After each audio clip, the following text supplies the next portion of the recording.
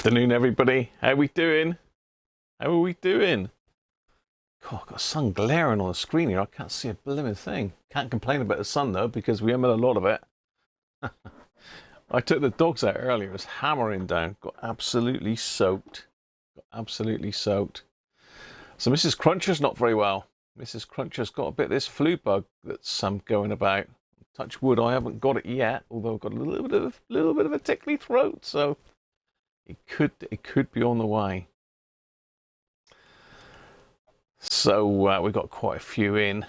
I think Anthony got knocked off the top, but Harvey's in. Hi, Harvey. Derek, afternoon, Derek.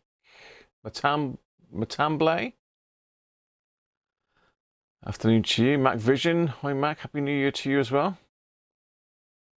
You're definitely in the right place. Afternoon, Multi. How you doing, mate? Harvey ZX, how are you? Back again. Afternoon, Rob Titheridge. Nick Petronics. Hi, Nick. Yeah, hopefully it's not going to hit me, but it's possible. Ben Humphreys, how are you, mate? Afternoon, Simon.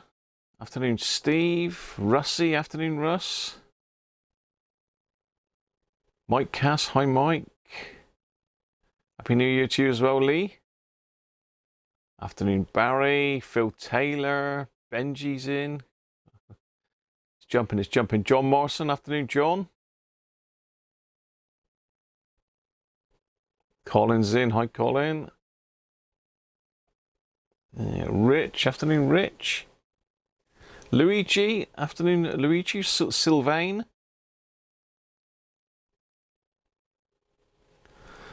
You just had a portion of the flu thing, Russ, have you? Yeah, it ain't great, is it? It's sort of on and off here. It's like really bright sunshine at the moment, but I'm sure it will go a bit duller. I can't see a blooming thing on the screen here. I can't really see me. Paul Green, hi Paul. Cymap, hi Cymap. You the bishop's medicine. Gavin, hi Gavin. Timothy, hi Timothy. I've got some medicine here. Some of it could be pretty nasty actually, but I've got myself a consolation prize if it is nasty anyway. I'll show you in a minute.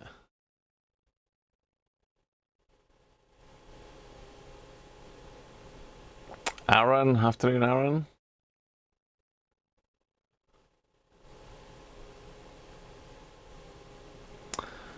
Just catching up. Busy doing homeworks. Cloudy.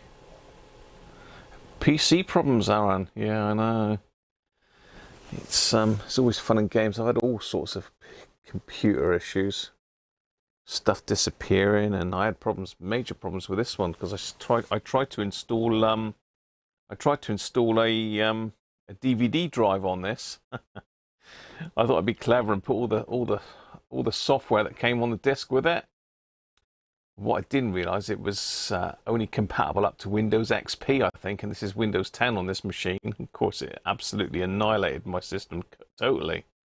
Hell of a job trying to get it back. But there you go. So yeah, we've got some fairly nasty stuff to try today. And we've got somebody, don't tell Mrs. Cruncher, but we've still got somebody in the house who's dying to say hello, as always. There he is. He's still here. Penguin's still here, look. Oh, I haven't got his lights on. Better put his lights on. He don't like it if you don't get his lights on. So Penguin's here to help me with the beer today. Now I'm going to try something which could be pretty foul, actually, as far as beer goes. You stand over there, Mr. Penguin. And I seen this in Asda the other day. Because what I tend to do is I'll go into the beer section and I'll alter it from price from low to high. So I usually get the sort of lower end price ones. And this came up. Original bitter. Asda own brand original bitter. No, it's not good. It's 2%. It's 2%, so it's not very strong. But yeah.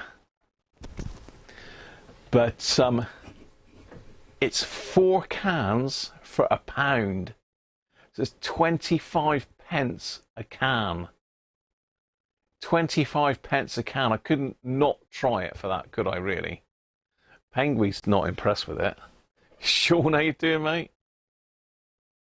He's a tall old penguin, yeah. He is. He's a beast. Mrs. Cruncher says he's got to go back in his box.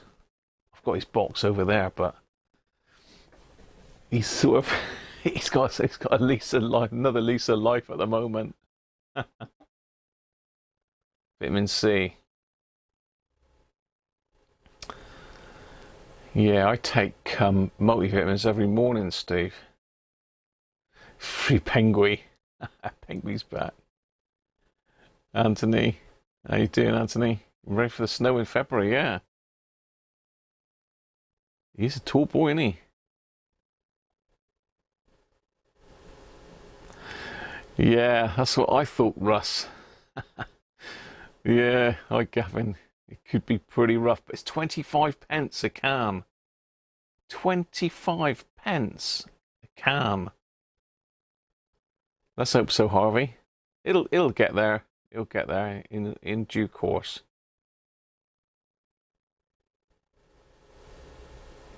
Someone's window outside. Why, it can't be outside. Penguins don't live outside. So if this is horrific, I have got 4 cans of this, but I'm not going to drink this today. I'm going to drink this one. If this is horrific, I've got some emergency lemonade there because I don't mind a bitter shandy. So if it's horrific, then it's going to have lemonade stuck in it. Get Penguin a bobble hat and a scarf. He's got his Christmas hat on still, and he's got his little scarf. He's got his little scarf. He's a big old boy, isn't he? It is Christmas again, Brett. Now, Royal Mail, I don't think they've got any planned strikes so far this year, so they should hopefully catch up sooner or later. But there you go. It's still the cheapest option for posting stuff in the UK. So it is what it is.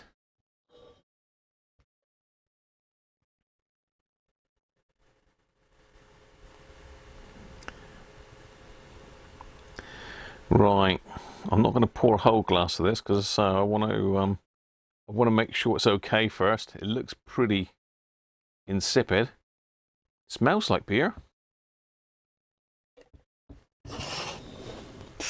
Oh, shall I or shan't I? Suspense is killing me. Crack it open. Clean the drains with it. I clean my drain with it, Steve. Do another giveaway, yeah. I've got some giveaways coming up, Harvey, actually, but I think you're banned now, Harvey. Anyway, cheers everybody. 25 pence beer down the hatch.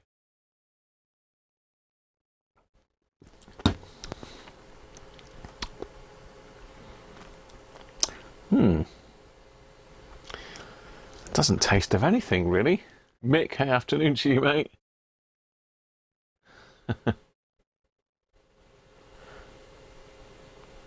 Blow my toenails off.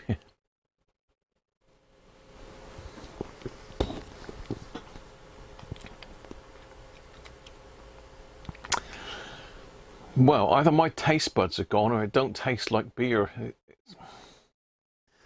I don't know. It's not as horrendous as I thought it was going to be, actually. It does taste of bitter a little bit. Cheaper. It is cheaper than water, Sean. That's a fact, isn't it? A bottle of water is more than 25p. In the times that we're in at the moment, anything we can do to save money on the shopping. Now, would I recommend that? Well, if you've got to have a beer and this is all you can afford, then yes, I think I'd buy that again. Again, 2%. It's not very strong, so you ain't gonna get drunk on this fast. I'd need about 15 of these, I think, to start getting a bit tipsy. It's sort of bitter flavoured water with bubbles, yeah, but it has got a sort of head on it, so you can tell it is a beer, you know?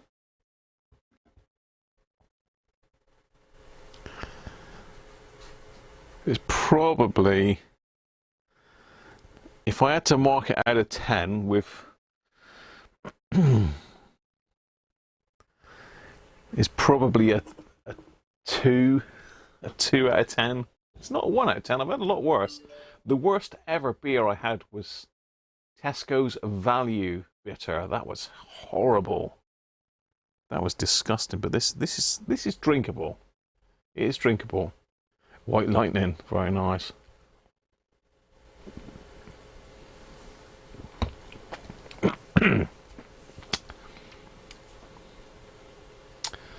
Yeah, I think it's okay.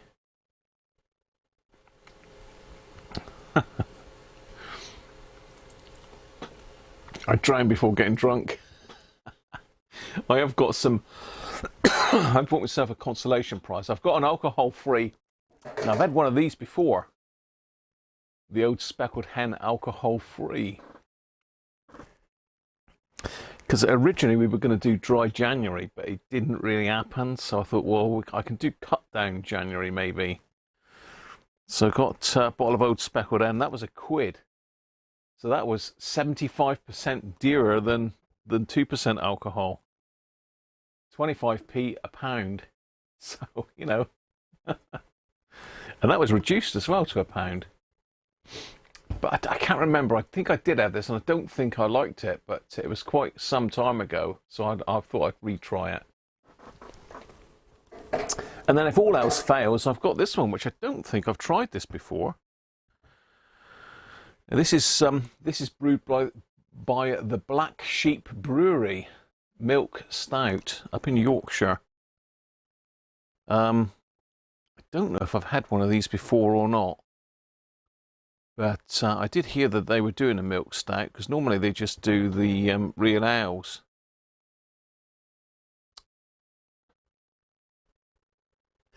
Yeah.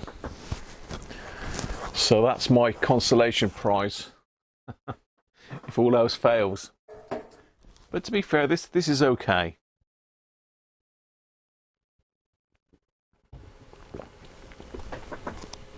Les, afternoon, Les. Andrew Pitt. Hi, Andrew.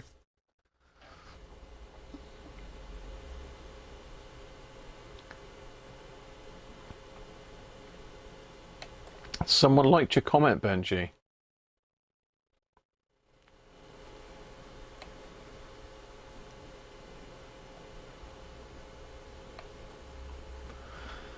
You need to stay totally sober, yeah, in case you mow your feet off.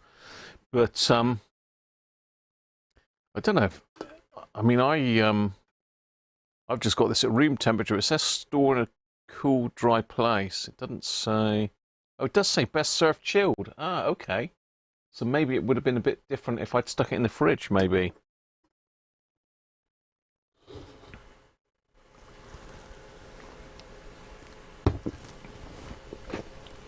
Well, I'm not really turning my nose.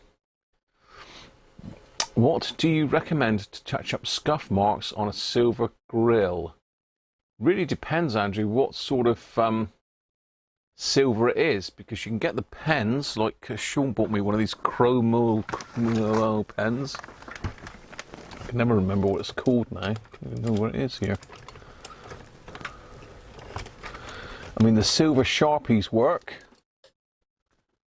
Silver Sharpie will work to touch up a bit of silver, but again, it depends what colour the silver is. If it's a chrome, then the chrome pen can't really be beaten. I don't know what I've done with it. It should be here. Oh, there he is. Yes, if it's chrome, then this one here.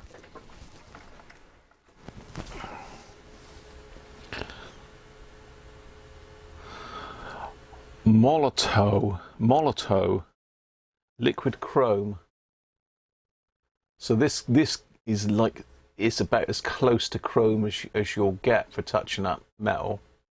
It does work. You might need 2 or 3 coats of it, but that's probably your best bet, as I say. Otherwise, a Sharpie or some touch-up paint. Sometimes it might even be better to paint the whole grill. Pardon me, paint the whole grill, so then it'll all look the same. Magnus Zero, Sean. I like Thatcher's Zero, actually. I've got a bottle of that in the fridge downstairs.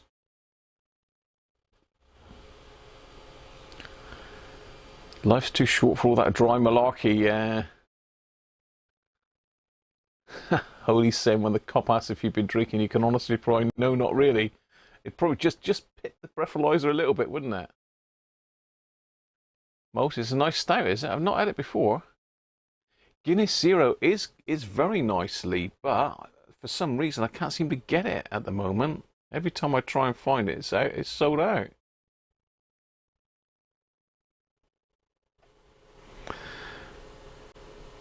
Magnus alcohol free gives you a hangover.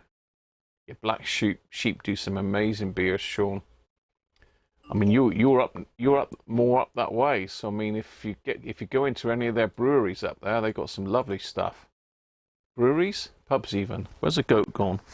Where's the goat? Oh, hello. The goat's decided to eject his batteries again, I think. It's got new batteries as well, that one. Just needed a bash.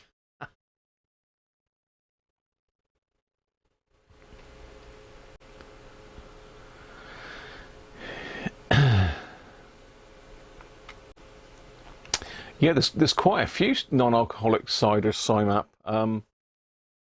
Is it Recorder, Lynn? I think it's one of the brands that does alcohol-free, and a lot of the supermarkets do an alcohol-free cider. I think a Sainsbury's one was quite nice from memory.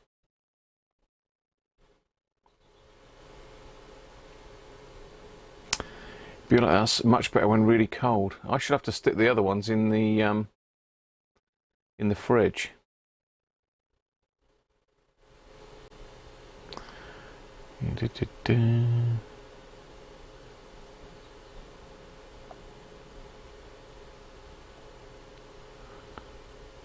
I missed that comment by Aaron there then. Can you suggest a cheap frequency converter to convert 240 AC to 120 volts AC? I mean, there's lots of them about, Aaron.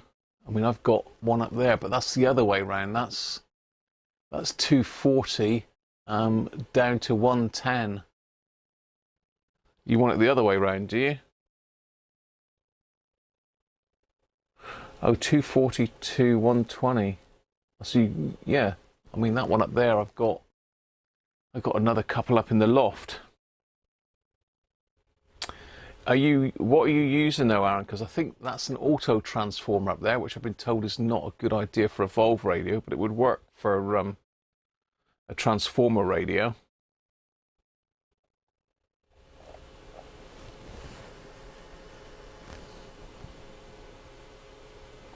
The larger Tesco store stock Guinness Zero down here. Yeah, Asda did, but we get our shopping. I order it online, and Mrs. Cruncher picks it up.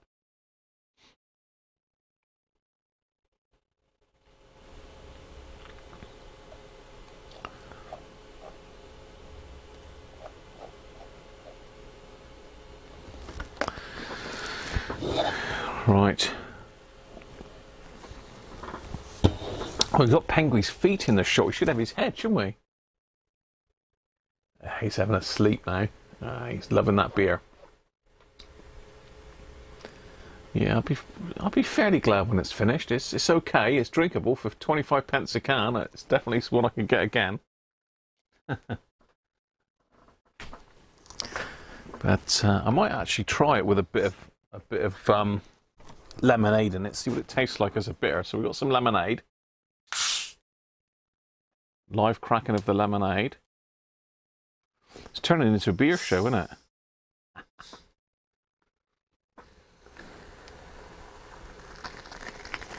Whee! Bit feisty, that one. Gonna miss old Penguin. Yeah, he's got a sort of... He's got a bit of a lease of life. I'm trying to save him from the loft, but Mrs. Cruncher's dead keen on getting him back up there. So I'm going to go in with a bit of lemonade and see if that's... So it's 25 pence. The 25 pence can. Is it okay as a shandy? So that makes it even weaker, doesn't it? Yeah, I mean, I see you're right there, Harvey, with tape stuff. Yeah, but I assume we're on about radios, not tapes. You're messing with powering up one of your 9-volt radios through a power bank and a USB-C yesterday. It's what are you saying, Anthony? It's just, you know, it's a byproduct. It's a byproduct. You've got to have a beer on a Sunday. I have anyway.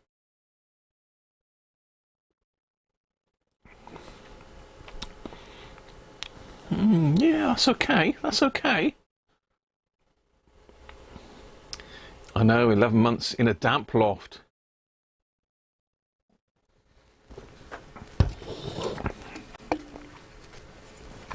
So there we are. Asda's original bitter. 2 out of 10. It's not a 1 out of 10. Tesco's is 1 out of 10. Or naught even. Anything with a motor, yeah.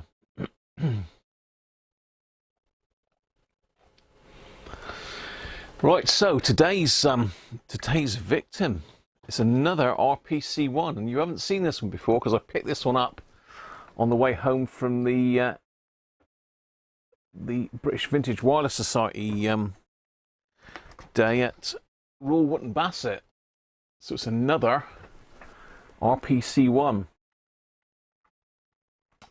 Now I haven't tried this. I don't know if it works or doesn't work. Pardon me. Thomas, half asleep, wake up. I don't know if it works or it doesn't work. The customer says it doesn't work. So this is a customer repair. So I've had a bit of a visual on it. I did put some pictures out on my membership page and on Patreon yesterday for people to have a bit of a sneak preview.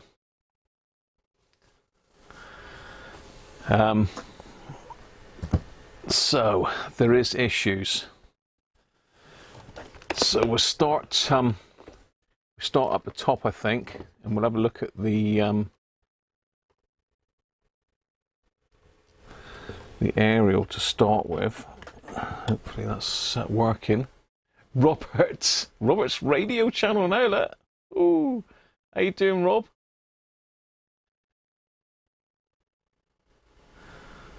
Yeah, that's a beauty. Sean sent me some pictures of his massive great bench he's built yesterday out of scaffold planks. It's a beast. It's a beast. You go into business making them, Sean. Right. Let's focus, and I'll show you the aerial to start with. So it's the aerial. I don't know if you can see, but it's sort of dropped right in.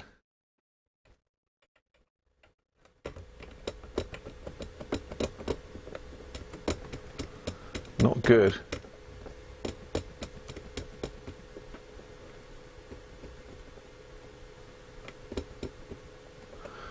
Yeah, that's Rob's new channel, Robert's radio channel.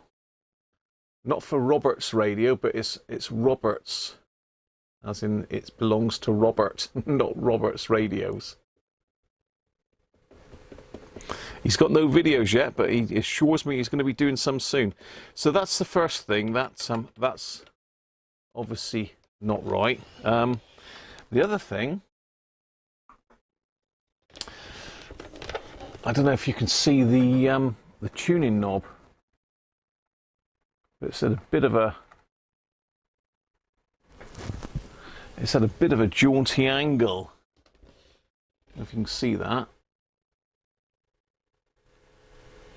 It's not looking good, that, and I've turned it and it's staying at that angle, so it means that maybe something's come loose inside. I'm not sure, but normally if it's not on the spindle properly, the spindle's bent, then it will it will go wonky, but it's not. It's in the same angle as you turn it, so there's something wrong inside there.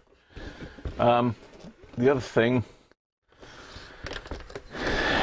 wrong with it, I mean, say, apart from the fact it probably doesn't work. I don't know if you can see the dial there, but let's get me pointery thing. The little plastic insert that runs in between the dial plate, it's like a plastic, clear plastic or perspex molding, that's broken in a couple places. Down here as well, you can see this bit's opaque where it's broken. I don't think there's going to be anything we can do about that other than change it. So yeah, that's the top of the radio.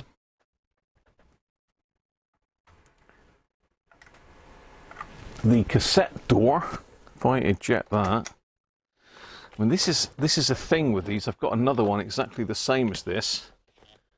You see the cassette doors not straight. I don't know if it's going to focus now for me. Yeah, difficult to see with that light, really.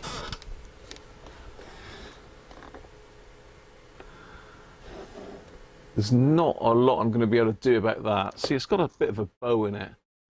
I mean, as long as the cassette sits in it all right, and it still shuts up, we should be okay.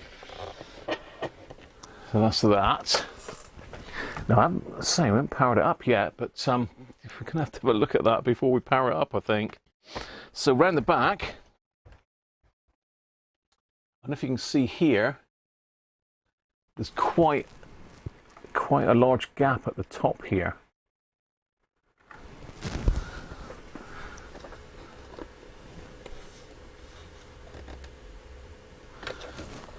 And you can see it's starting to come away. It's quite common with these. Again, I've got another one exactly the same, where the actual back is broken completely off. This one here, if I can zoom out a bit.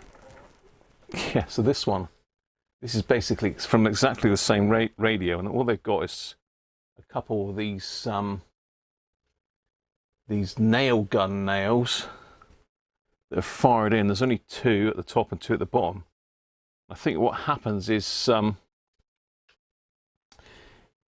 continually pushing the back panel up. This is angled. This has got an angle on it. Pushing the back panel up just levers that out, so it's going to come out if you're not careful. So yeah, you can see there's a nail pushed through the leather cloth there as well. So that's what's happened with this one. I think this radio's been dropped, and we'll look at that more in a minute, because you can see on the other side as well. I'm sure we can see it's lifted there, look, at the back.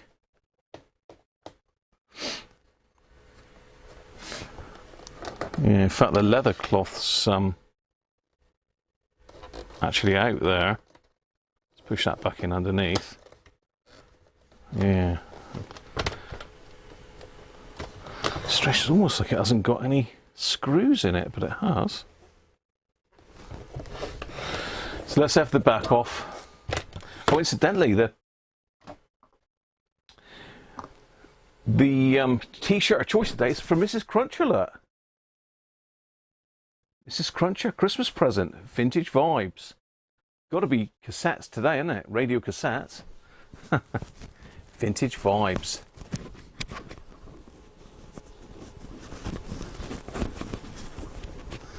That's the Sovereign 4. Hi, Rich. What's with the handle? It looks odd. No, the handle's right. He's dead straight. No, the handle's good. The handle is good. It might just be the camera, Colin. No, the handle's fine. No worries. Cheers, Thomas.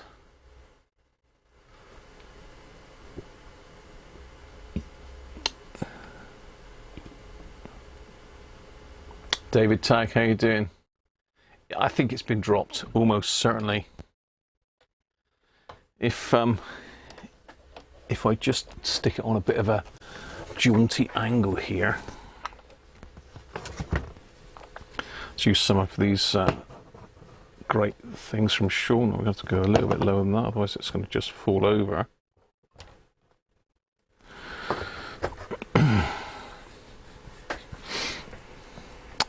No, you're not going to be able to see that. I'll get you in a bit closer anyway. But so this is the inside. So first thing is the battery tray is actually upside down, which is a bit strange. I looked at it, I thought, that looks a bit weird. What's wrong with that? It's actually upside down. It's upside down, so let's pop that out. Have a look. Okay, so yeah, that's got a break in it as well. You see that? Now, I have fixed these before by melting them back together and just reinforcing them with a bit of epoxy, so I can probably do that. And these are fine on this side. This is normally where they break here. We've got the little battery labels missing out the inside, but again, I could recreate them if necessary. I've got a scan of those. So yeah, I'd need to melt that back together, I think, and put some epoxy in there to just strengthen that.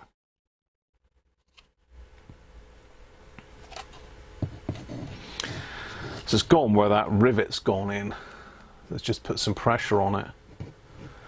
So yeah, okay, that's not as bad as I thought. I thought that was going to be hiding things worse than that, but that's salvageable. That's okay. I'm going to pop it back in there for a second because I don't want to get it mixed up.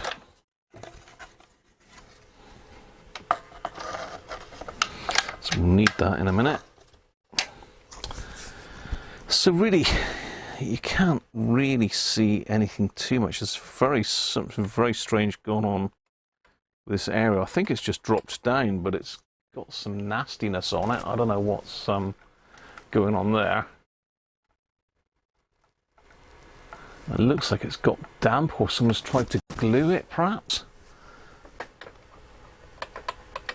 So it looks like this is just a plastic P-clip in here, so I suspect that it just needs tightening up. I'm not sure. No, it looks like someone's done something to it. Okay, it's going to be interesting. So over on the cassette section, down here, you can't quite see it, but there is a belt in there. Let's just give it a tweak.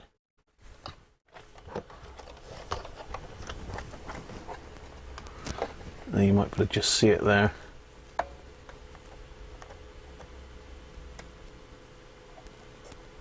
Belt seems okay, actually. Surprisingly. Yeah, belt seems okay.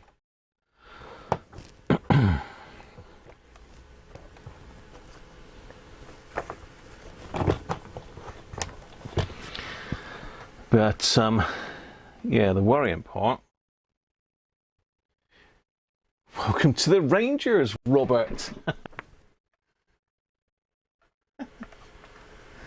So the worrying part, let's get the overhead camera in. Let's get it flat on the bench. So the customer did say that this radio wasn't working on mains or battery. So if we zoom in on the circuit board there, I don't know if you can see this or not, but if I tilt it up that way, you will.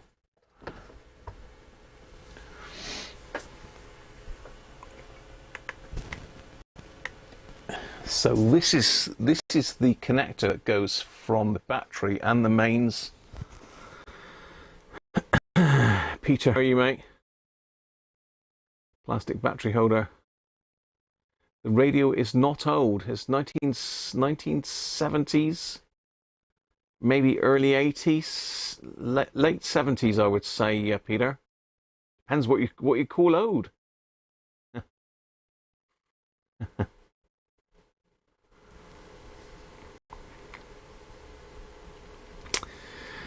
So I don't know if you can see, but the circuit board's actually broken in this corner.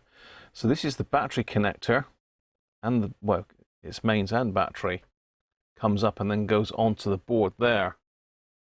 So if I pull that off, see if we've got any terminals left. Okay, right. Well, the mains is the right-hand one, and that's just hang. Well, it's not. It's broken. That. Okay, that's what our problem is. There we go. That's why it's not working, because there's a break between. This is the positive. Oh no, hang on. This is a. Hey. No, the middle track's not connected. Hang on. No, it's me. It's me. I'm just not looking at the leads right. Okay. So this is the positive. This is the negative. So yeah, that track's not involved there. Well, I thought I'd suss that then, but definitely we've got a missing track there. But that pin is not connected to anything. That right-hand pin. So that shouldn't stop it working, should it? Okay. Well, that's my theory out the window then. I was convinced that that was the problem. I mean, we might still have a problem. This board. You can see it's moving there as I push it, and that screw up there obviously broken away with the board.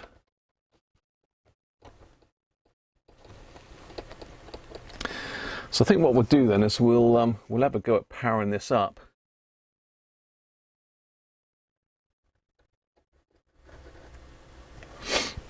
We'll have a go at powering it up.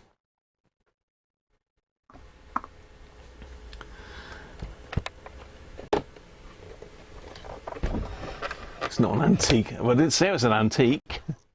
There's a difference between antique and vintage, isn't there? 1977, yeah, that's what I thought. Late 70s.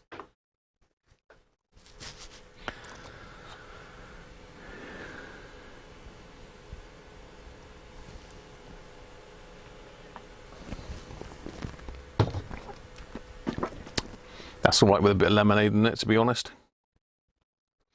Right. So I'm going to power it up using the PP9 battery clip. Let's just get it a bit further into the bench. You can't really see this side, can you? So I'm going to power it up using my power supply. So it's a 12-volt radio.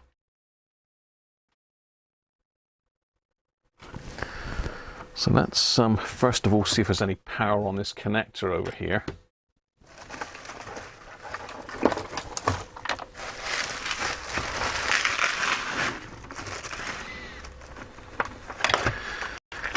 Still on the hunt for these Japanese screwdrivers, and I have found some. I've got another couple coming today, but I did a bit of research and I managed to come up with a company called Vessel. This is a Japanese tool maker, and I got a set of these. Came through yesterday because it tends to be the smaller sort of Phillips screws that are difficult to get anything in. So this has got all the smaller sizes right up to 0. So it's got 40, 30, 20 and 10 size. I've got a 1 and a 2 coming today, so that should cover me. But these are pretty good quality. They weren't overly expensive. Right, let's turn my current limit down. So first of all, I just want to see if there's power to that connector. So I'm just going to connect onto here. It's off at the moment. It's not drawing any current. I'll turn the switch on there just in case that affects it. So let's see if we've got any voltage to that connector over there.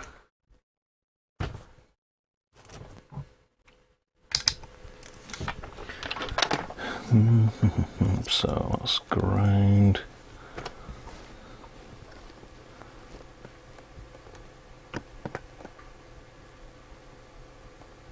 Yes, we have. So we've got 12 volts to that connector.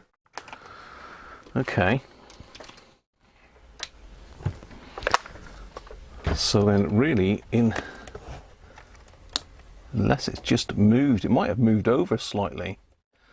Let's try that. So just push that back on now.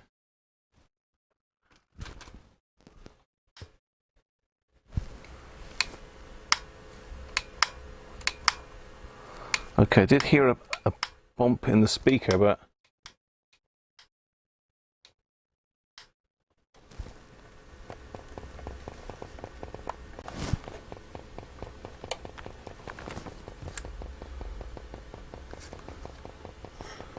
can you hear that?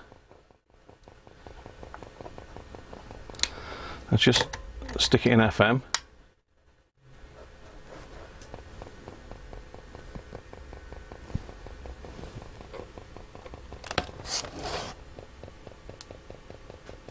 Sounds like a capacitor dying, doesn't it?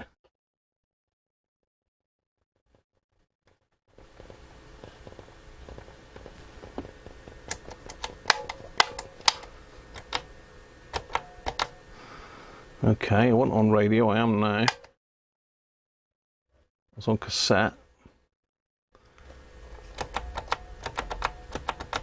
Don't tell me we've got a problem with that switchboard again.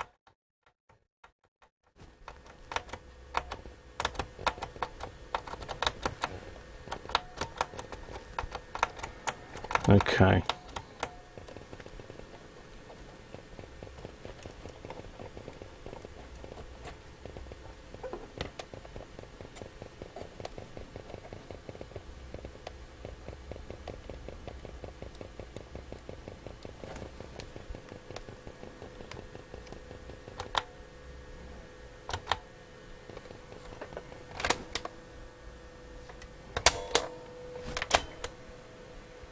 Okay, cassette deck seems to be working.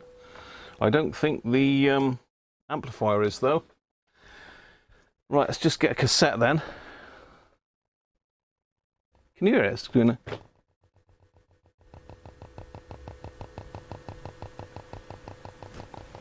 That's in the cassette position. In the radio position, totally dead. Right, let's get a cassette a minute. What should we have? What should we have? What's this? Simply the Best Christmas. I wonder where that tape had gone. Let's have Les Miserables in chrome. So stick it in chrome. I'm not convinced this is going to work. Just pop that in. Size it on there.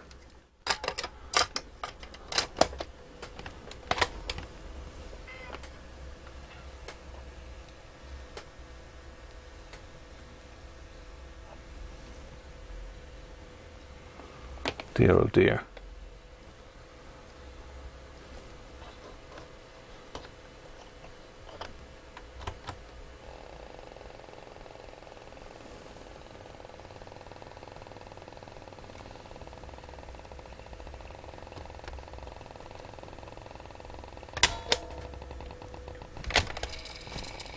So let's fast forward in.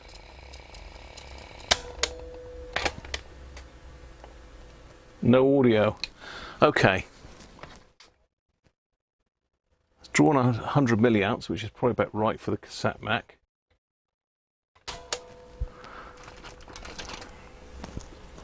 It's got to come out the case. Dear oh dear. Dear oh dear. Joe Neese's Mr. Tweed fix. A quiet motorboat. Prior afternoon, John. Mic battery gone. No, the mic battery's good. Joseph, how are you, mate? Were joiners employed to make the wooden frames for the radios? I think there was a company in the UK that made the frames. I don't know if they were made in-house with Hacker, actually. They may have been in-house. It could be aground near the chassis screw, Brett. You are right.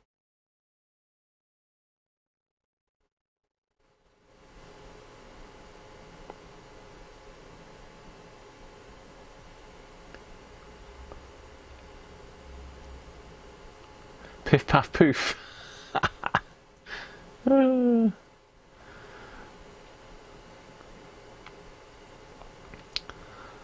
Rhythmic woodworm. Sound of silence. How you doing, Derek? Welcome, mate. We've got some members in the house now. I thingy that connects to Jamado is missing. Mike Atlantis, how you doing, Mike? One of the top switches are buggered. That's a technical term, RV. Right, let's get them out. Let's get them out to find out what the hell's gone on inside. So there is signs of life. It's not totally dead, Jim, but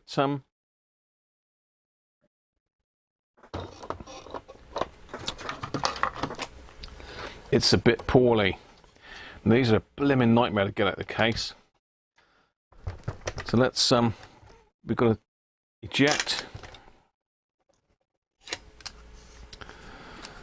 Let's put that over one side. I haven't rewound it yet. Oh, bother for a minute. I've got a bit of a phobia of not rewinding cassettes.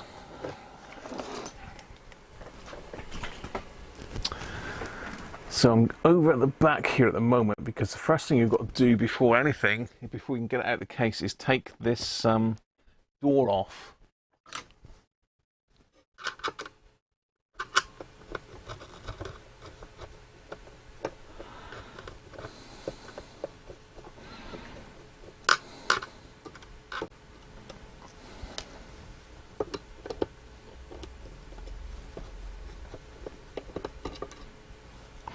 I don't know if there's anything we can do to this door because it's all sort of like cracked inside where it's probably been in the sun, I suspect.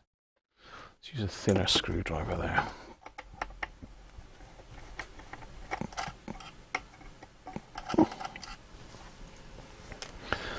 We need to get a little pot for the bits a minute.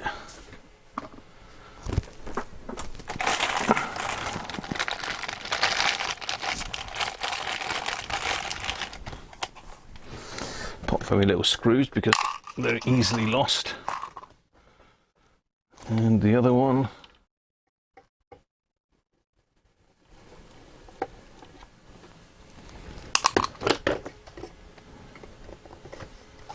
that should come off. There we go.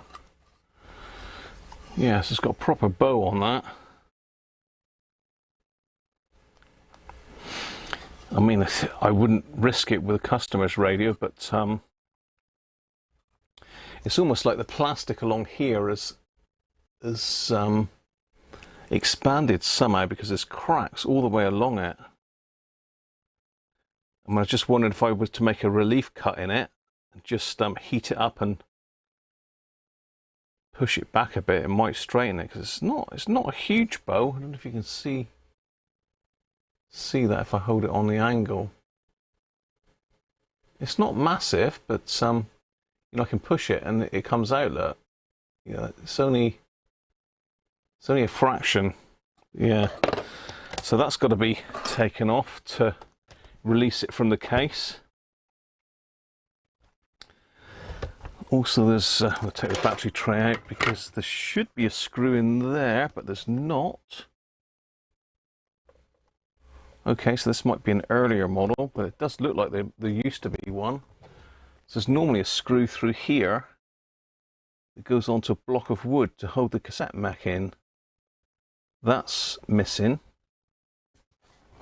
Whether it's fallen off or it never had it, I don't know, but it definitely looks like something's been stuck there because of the, you can see the, as we tipping stuff out. Oh my good way.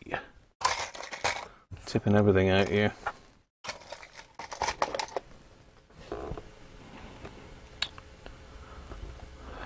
Yeah. Okay, so we've got to disconnect a couple things in order to take it out of the case. We've got to pull this power connector. And we've got to pull the microphone, which is this top one.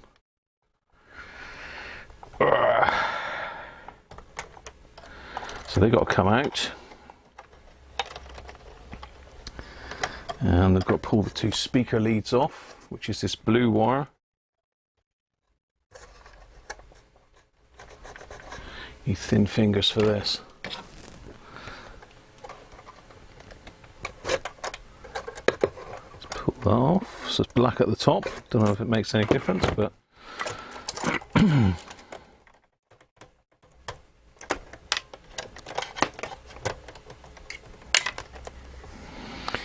that's that. And we've got to take the screws out the bottom.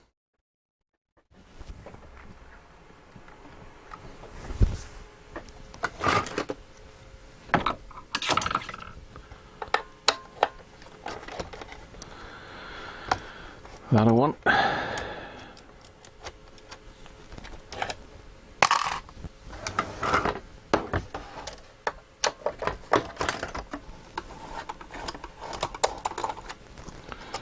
And that one. Now, I think it should now come out. Well, the whole top is loose as well. It's really something weird's gone on with this. Just something not right about this at all.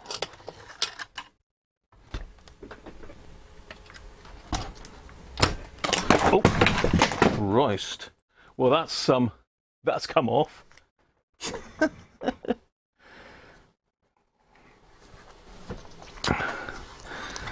So that looks like it was held on. Someone's put some sort of weird glue in here by the looks of it to try and hold it on. It's certainly not on there anymore. Let's put that over out the way.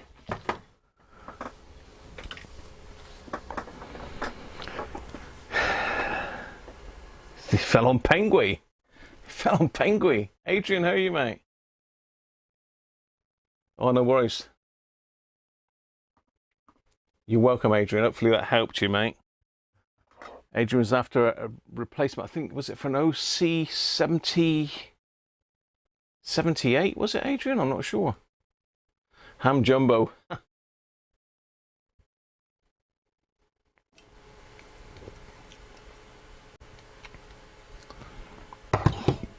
Warm it up with a hair dryer or paint stripper to melt it really quick.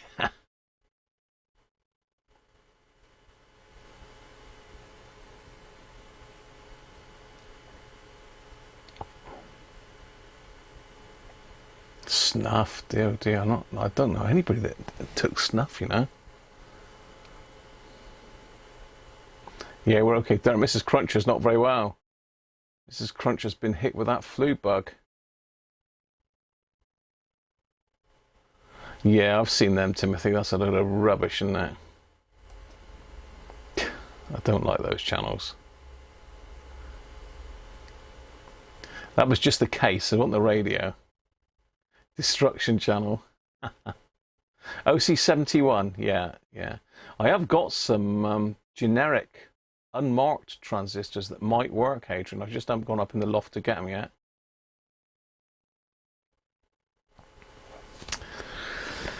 Yes.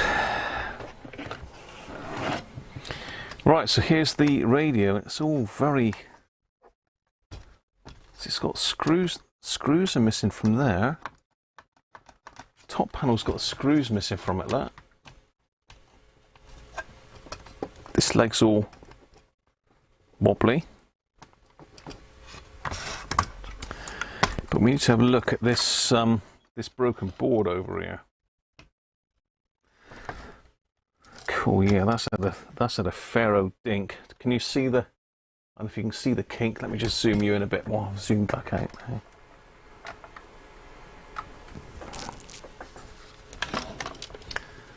Can you see that? That's had a fair old whack, that has. I don't know what's gone on there. But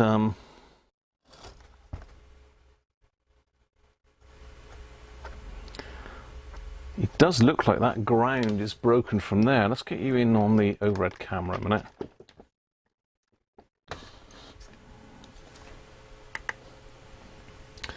Let's get you on the overhead. We've got a bit of glare on that. I am in a bit close. Let's go back out a bit. No, not me. That one. No, not that one, that one. Too many buttons.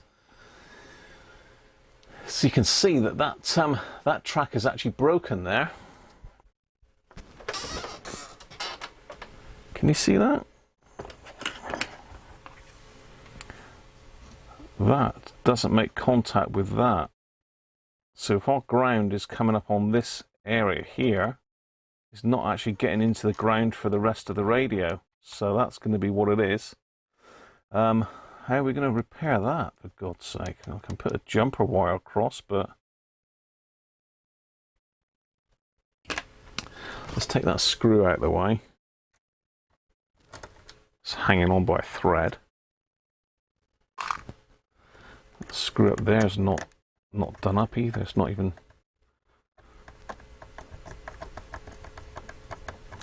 making a ground with the chassis rail.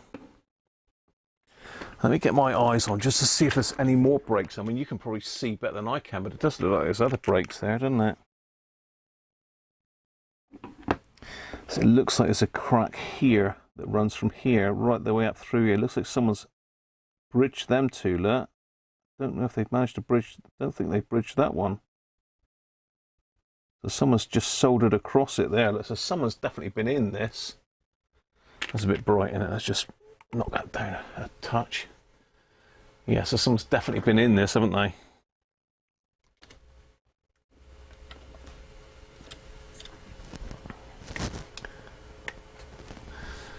So yeah, I don't think that's got continuity there either. So that's been joined, this hasn't been joined, and there's no continuity there. There can't be, look. So we've got no ground. But I think that one's broken as well. So let's get the old multimeter on buzzer mode. And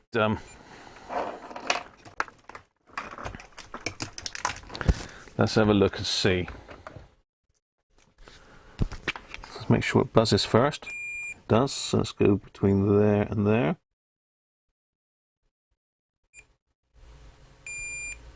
No, that's open.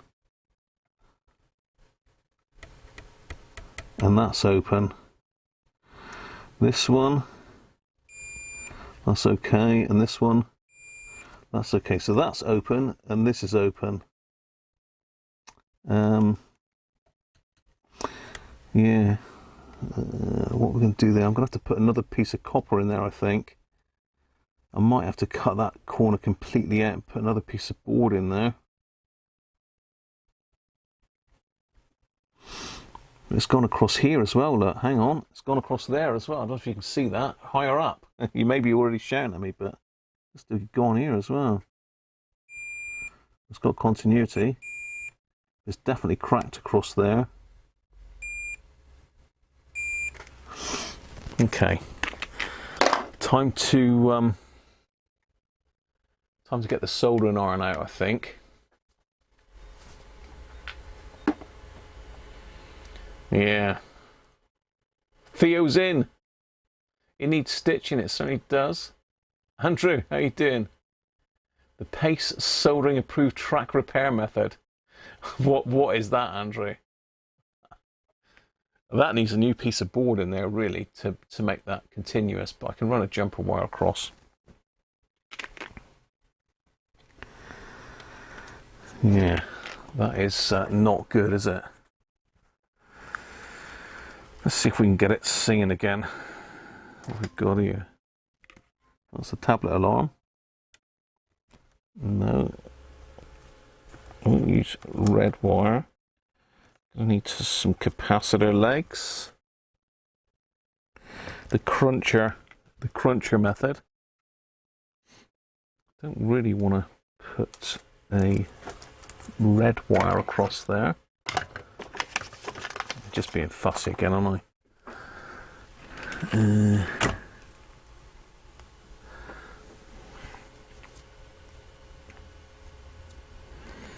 It's not going to be carrying a massive amount of current, I wouldn't have thought. Let's see if I've got some stranded wire there. It's a bit thicker grade. Some yellow, that'll do.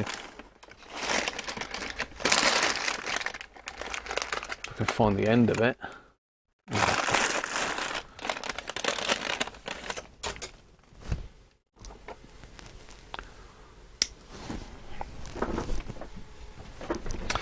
Right, let's stitch it up. Dr. Cruncher's in the house.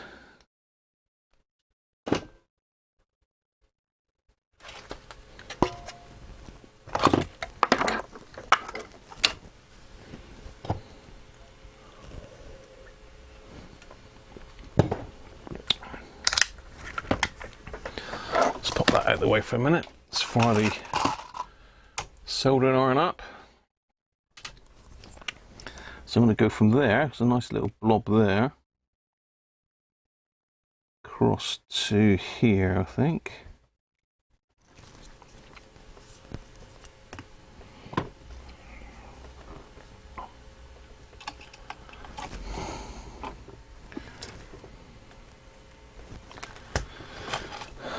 Right. I think you can see what I'm up to, can't you? The light's a little bit glary, but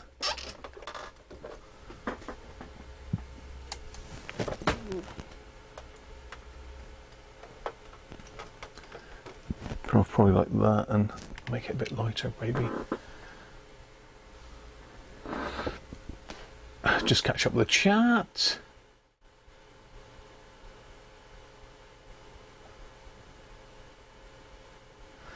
Bring back, I say. you'd have to speak to Rich. To military standards, pace PCB repair. Cheers, Andrew. How you doing, David? Strengthen the board. I'm going to do it properly, Steve. I just want to see if I can get it running for now. It's going to need epoxy or something, I think, because it is quite bad.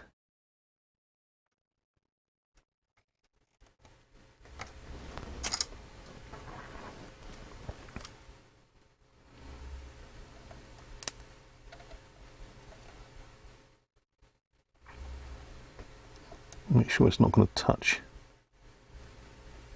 anything else, really. So I've used an insulated wire rather than just a jumper link.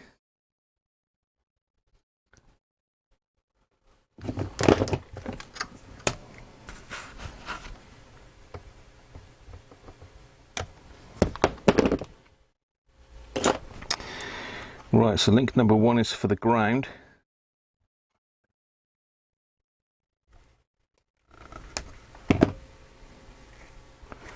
So this is fairly substantial stranded wire, so it should do the job. Let's pop a little bit of flux back on that, just hold that down and it should solder in.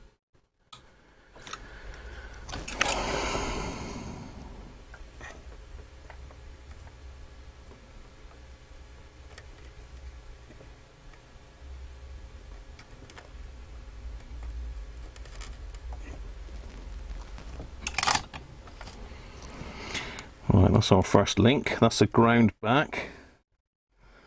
So we should have continuity there now.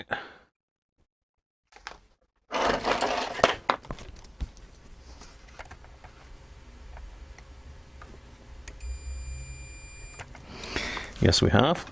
Okay, good. Right, next one is there. So I'm going to need a little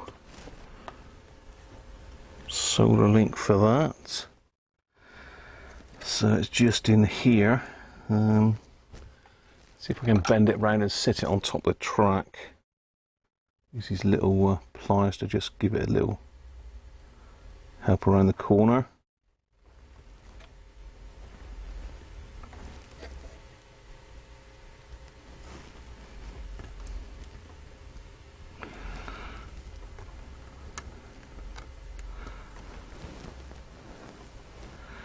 That should do it, right?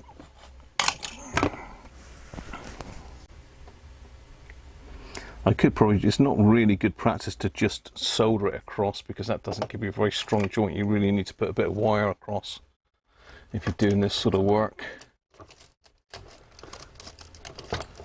Let's get some tweezers. What have we got? We'll do SMD tweezers, but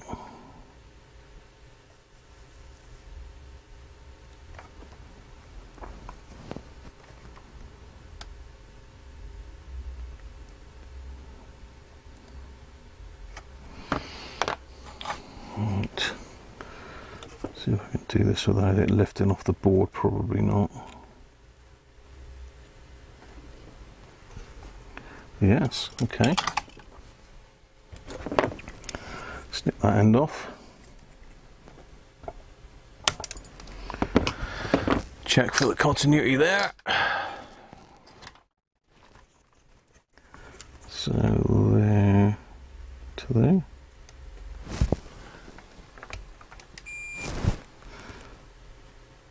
strange.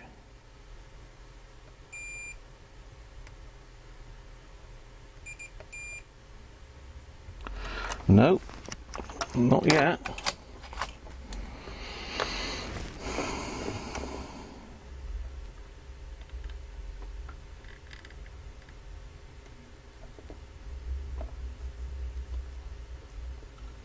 I think we got another break there.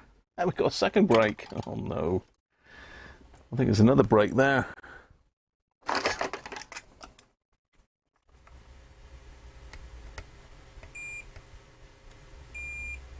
There's another break there. That. Okay. Dear oh dear.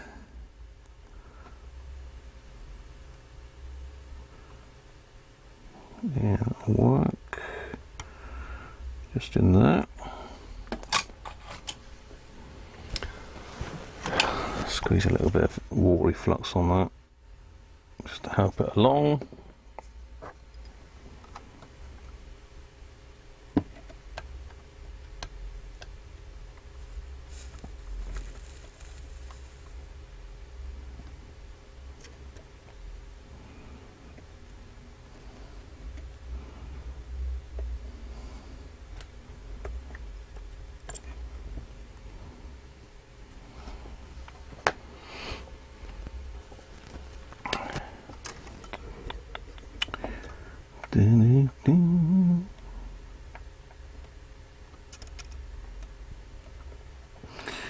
Now that looks a bit bridgy there. Let's just move that over a fraction.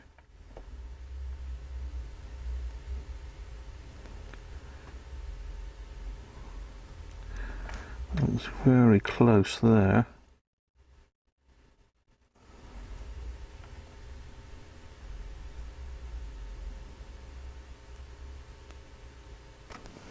Better.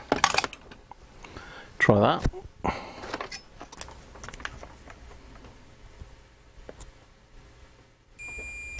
Yep, good.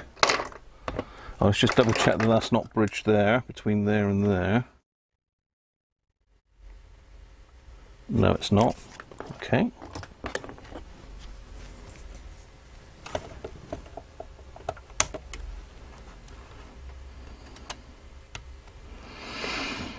So I'm going to put some bridges on this where it's cracked here as well. So I want to put a couple bridges on each of those. Let's cut that off a bit shorter.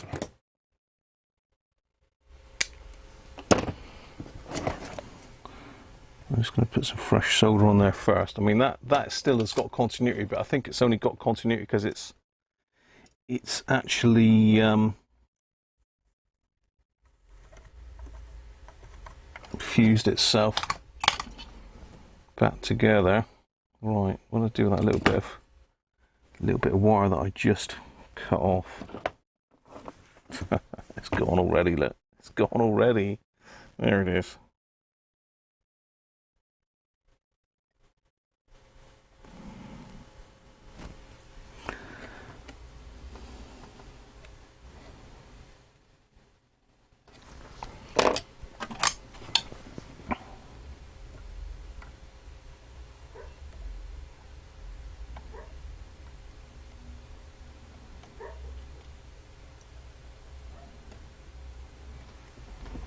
So that one.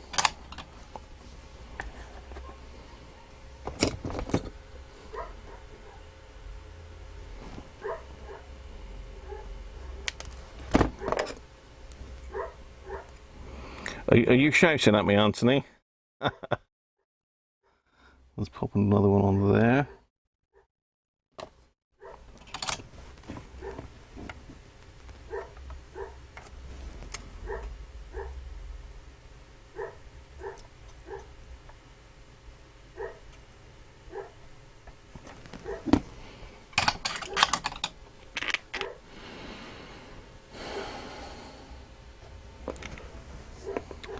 Okay, so we've bridged those two, we've bridged that, and we've bridged that. I think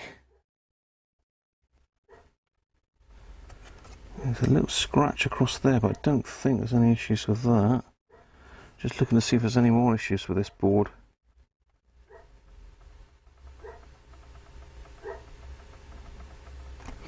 Okay, let's solder some jumper wires on then and give it a try.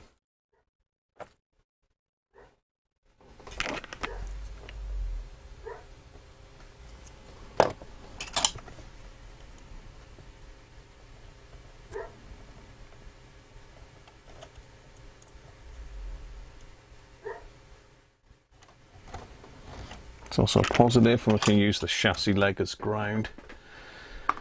Right. We need a speaker. What ohms was the speaker? I can't remember now. 4 ohms.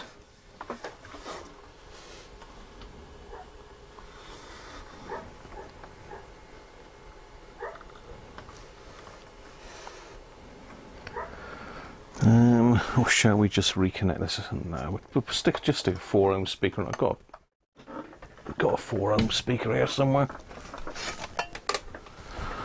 Let's just stick that one on for now.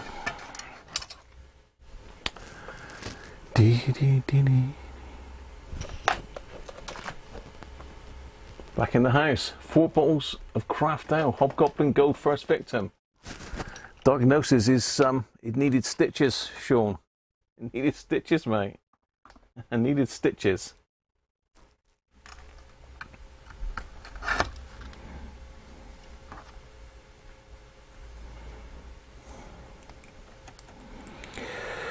So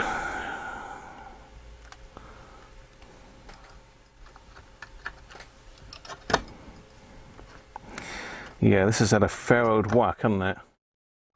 That's that. We want that sort of positive, so let's get our power supply back in.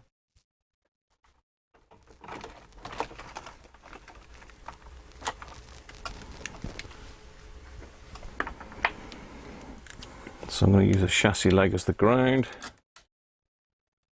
because it is connected via that screw there. That's our positive. Fire in the hole.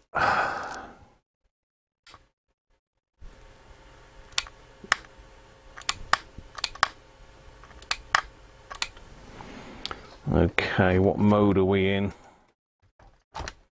We're in cassette, so stick it on radio.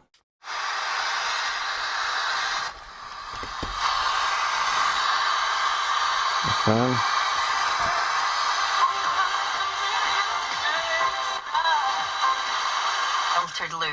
I also went into a sauna once. I went into a sauna, sat down in there, and you ever guess who walked in? Hey. Gary Barlow.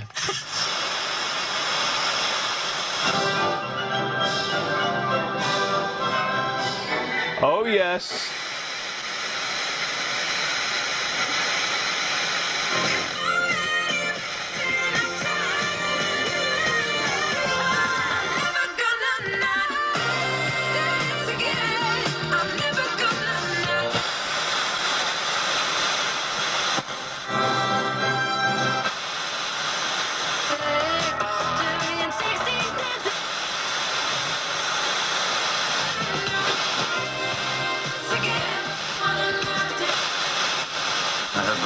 Find the time to honor us. I honor your father, Cosimo. We are both old in the service of our republic. I hear you are introducing innovations in the camp. He works.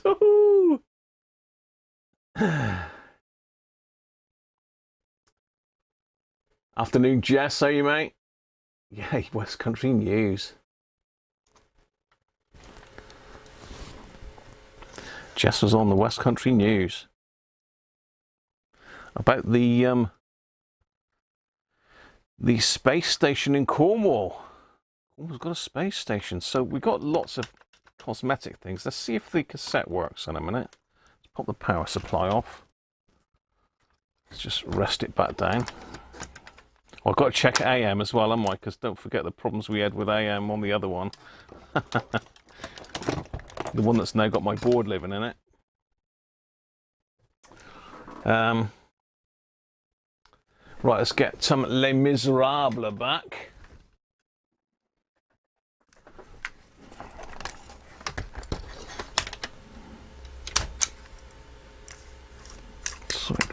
there. Let's put it in cassettes in chrome.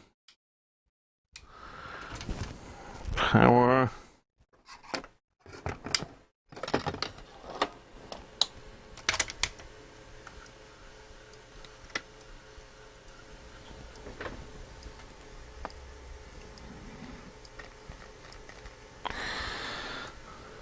Get up here.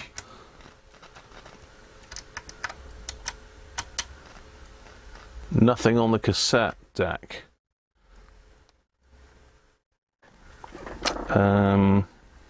Is that a dodgy connector?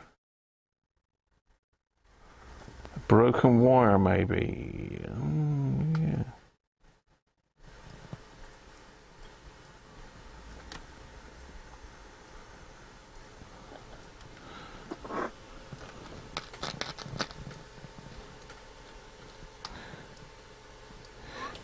The cassette deck isn't working. Thanks for assembly.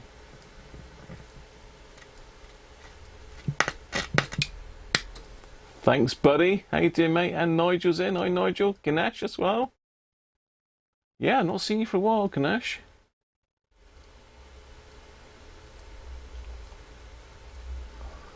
So the cassette isn't working. So let's, can I get it around safely? Stop it for a minute. Let's turn it around a bit. It should stay in on its side.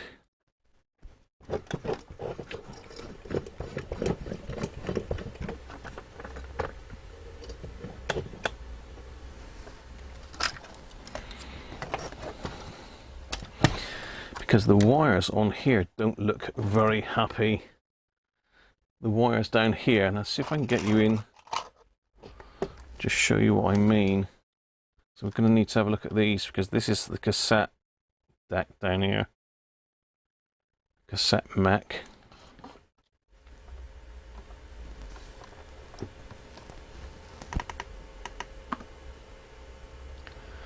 And our multi-pin plugs.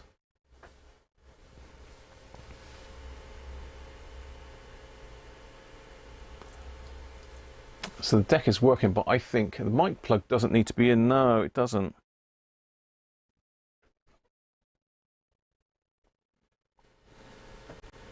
The motor's turning, the mechanism's turning. That belt does need changing, actually. It's got a bit of slack in it.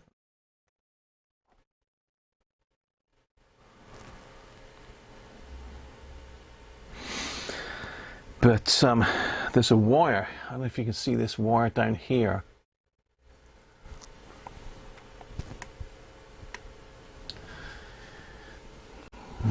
We'll get the light in a bit better. I do need to get another overhead camera, really, because this one's okay, but it's not just turn that off and get a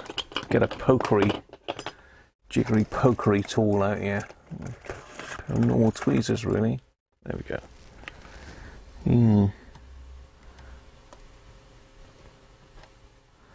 Okay, now that is connected.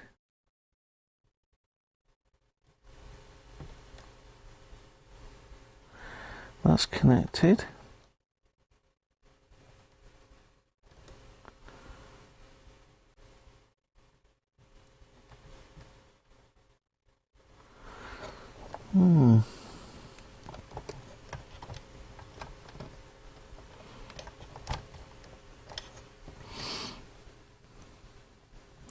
I don't think the mic might need to be in. Trying to think how we could do that. I'll have to. I didn't think it had to be in, but it might have to be, if you know what I mean. Let's see if I can.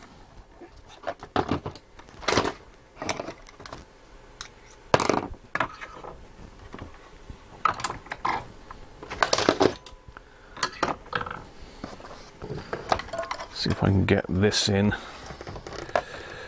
Plug the mic connector in. It might. I'm just thinking because it might take it out of there and just act as a... What I'm trying to say is acting as a bridge, maybe. Let's try that then.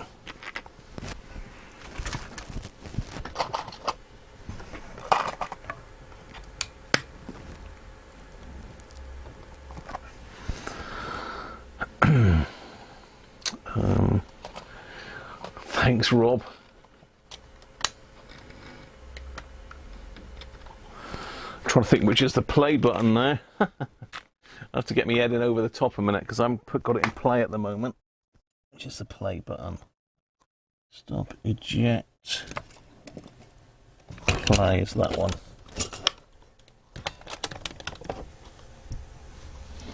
Okay, well it's going, but still no sound.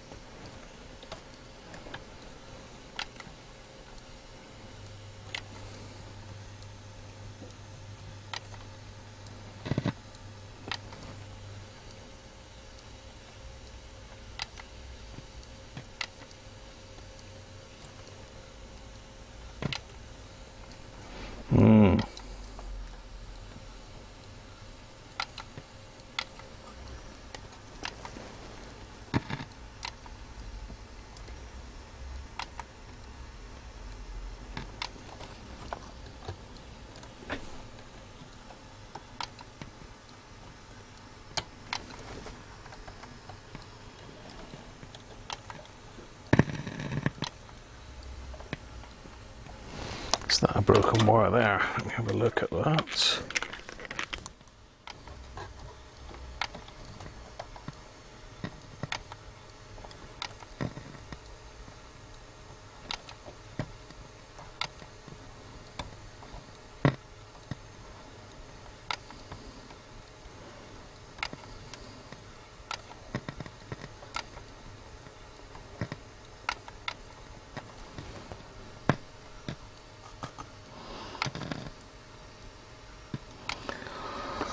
Right, let's see if we've got anything with a signal tracer on this board. It's trying. It's like we've got another joint problem somewhere. But this is a different board this time.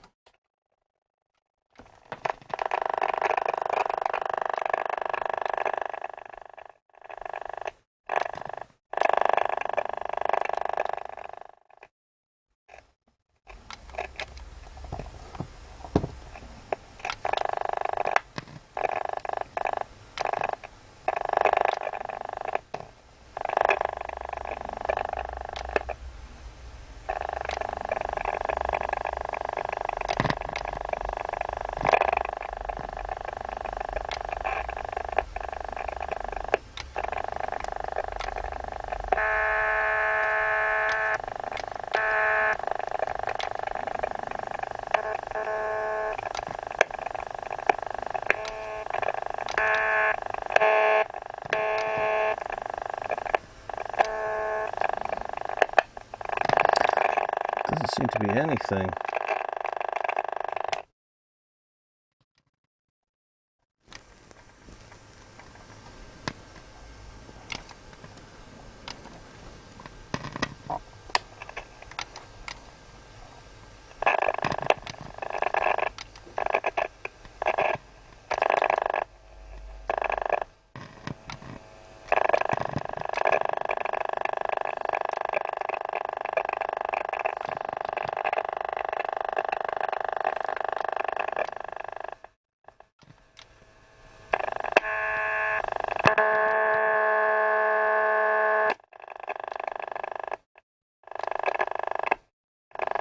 Can't find any signals on it anywhere. Let's go over to the amplifier bit.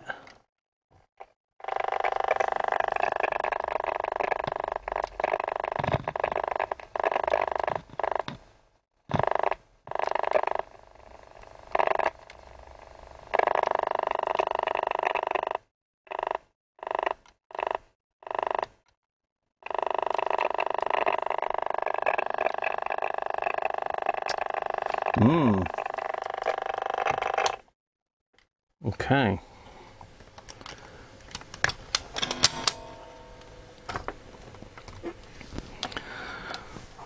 Time to get read in the manual, I think.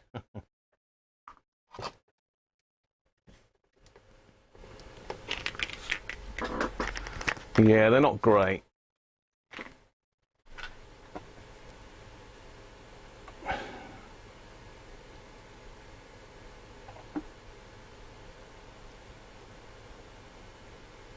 What's the serial number? Sean is asking. I don't know, Sean. Serial number is usually punched on the chassis. It's 2438, so it's an early set, Sean. 2438. Now, let's have a look at the schematic. Let's catch up on the chat. Switch repair.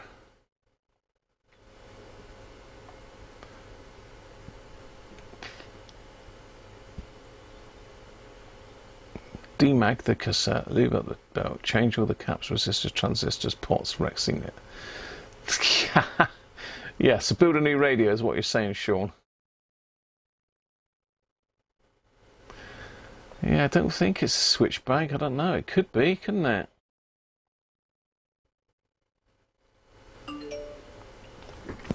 I don't think we've got to have the mic in to make it work, to be fair. I'm pretty sure we haven't. But let's just get that out of the way a minute. Let's get the case out of the way before I chuck it everywhere again.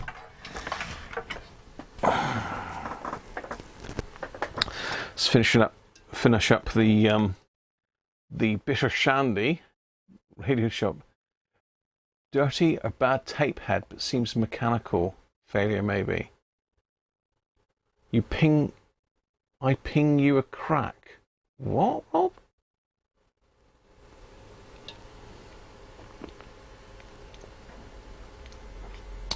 No, probably not, Matambly.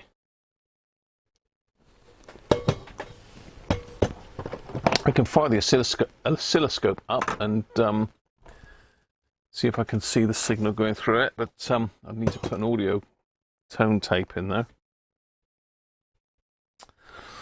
I'm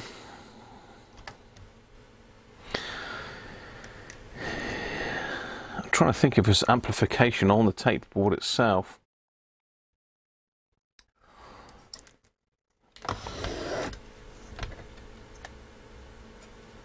That is the amplifier board, though. That is the amplifier board and the tape board, isn't it? Was that the amplifier? No, this is the amplifier on top here, so it's got to be.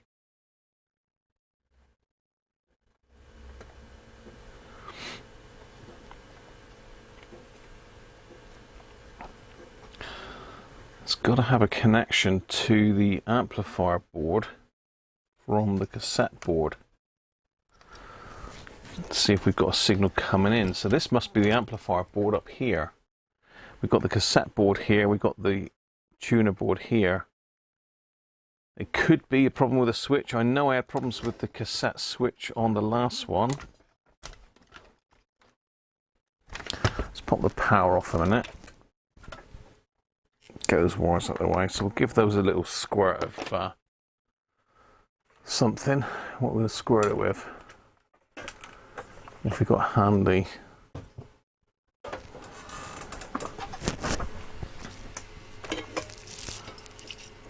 Got a little dribble of deoxit left. Super 10 service, so I've lost the top of that by the looks of it. I think I pinched it for the deoxit there.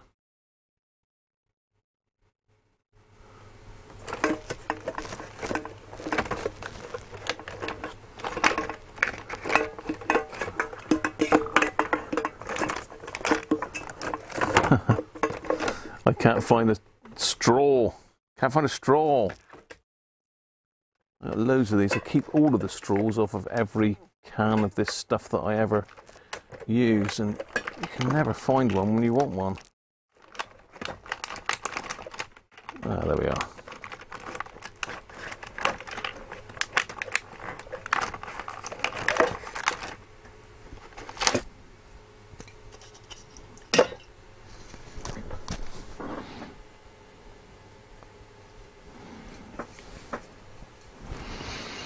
This is going to go everywhere now.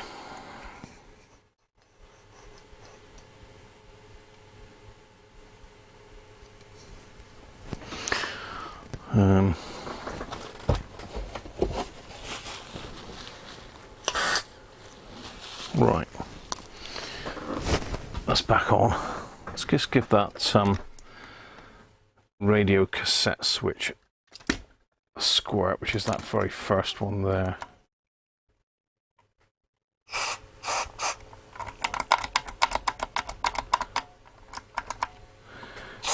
Everything's loose on this. It's like someone's took it all apart. Yeah, the switches are really loose.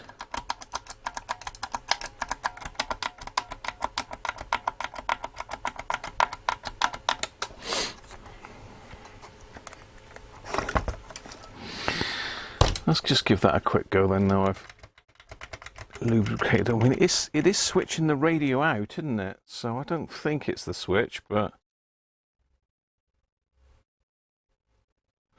it could be, couldn't it?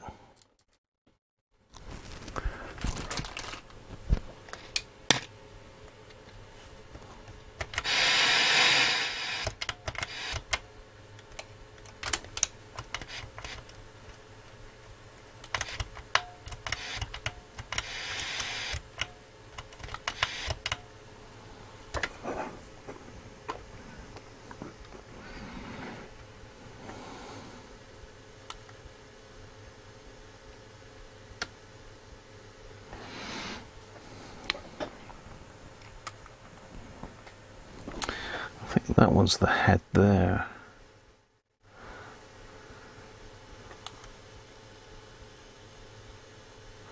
Yeah, green and yellow's the head. Thomas, how you doing, mate?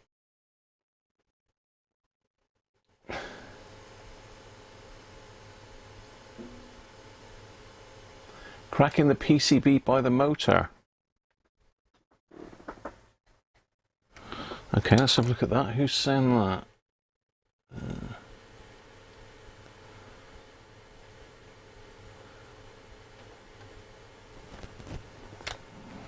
Crack in the PCB by the motor. We got more crack, have we?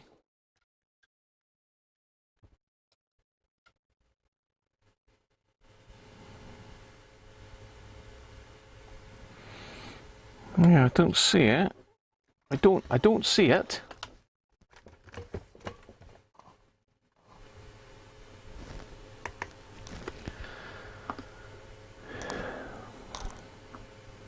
Where do you mean? Cracking the PCB by the motor. You mean this little bit here? It looks like someone's done a bit of a botch up on it. Let's see if that's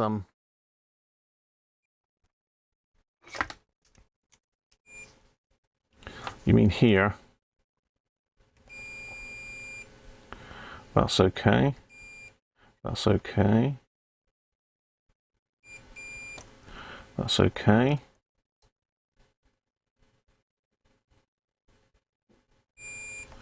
That's okay. No, maybe there. No, it looked like there was a little crack there, but it's not. I can't see where you mean. Where do you mean? Where I've just tried to solder. I'm trying to move the wrong camera now.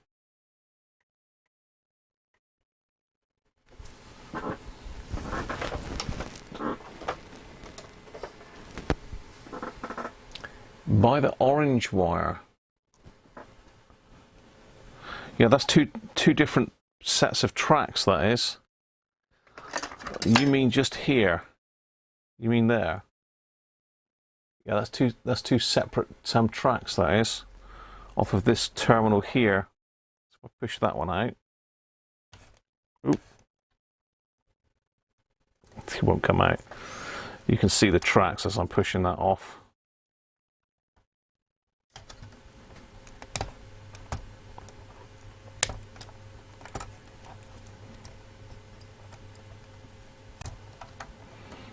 Yeah. So that is 3 separate tracks. If that's the break you mean. No worries. Look at your messenger. Rob, I'm in the middle of trying to fix a radio for a minute. You'll have to hang on. Have to hang on.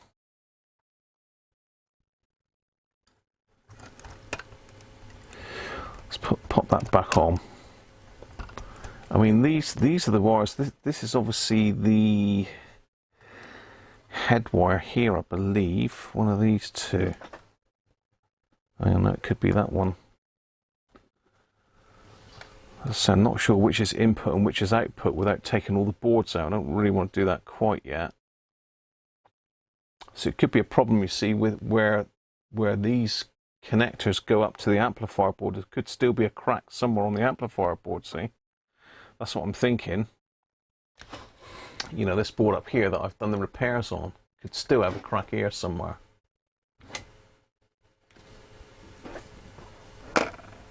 Which is going from the cassette side into the pardon me, amplifier.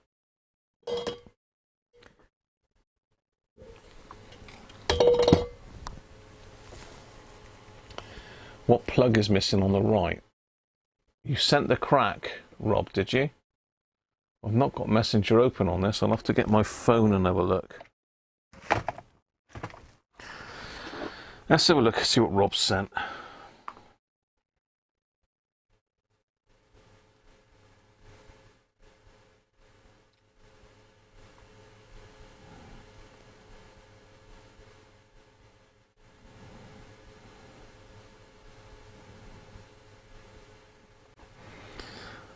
Okay. Yeah, I've just buzzed that one out, Rob, just now. I've already buzzed that one out, mate. I've already buzzed that one out, so it's definitely not that. Rob's on about this one here. Let's just make sure we're still on. Rob's on about this one here, look. But I already buzzed that one out, Rob, just now.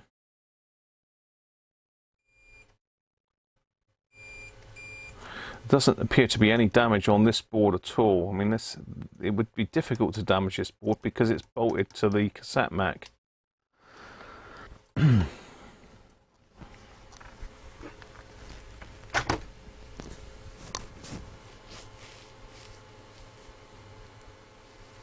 Picture of the crack. It's not a crack, Rob. Less of the crack pictures, please. Oh dear.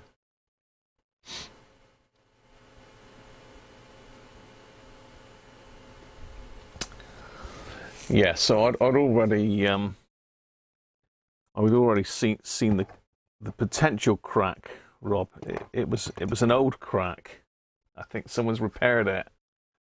Someone's fixed the old crack. I think we're going down a rocky road here, aren't we? Just have a look on it a bit closer. See if I can see anything else that looks suspect on this board. Let's say we've not got the cassette, sorry, the microphone connector in there yet. I think that just brings the microphone in and up into the audio section. I think the audio connections are underneath this panel here, so I think to get at that I've got to take this plate off.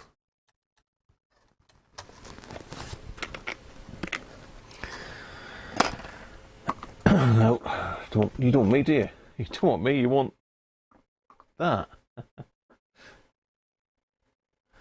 Always going down the rocky road.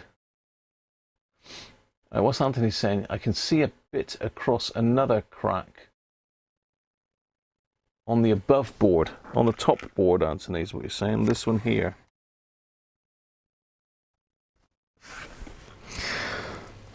Yeah, possibly there you might be looking at. That's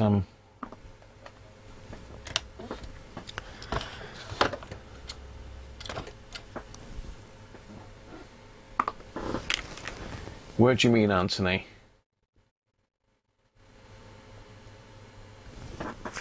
Always got to go down that rocky road, haven't we? Let's get rid of me a minute. I can't see where you mean. Just stick the radio through the speaker now. We've got continuity right the way across here. If that's the one you meant there, that is got continuity. The crack in the PCB is sort of in this area.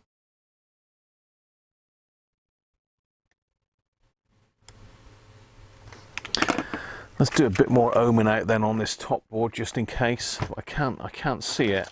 I can't see what you mean, Anthony.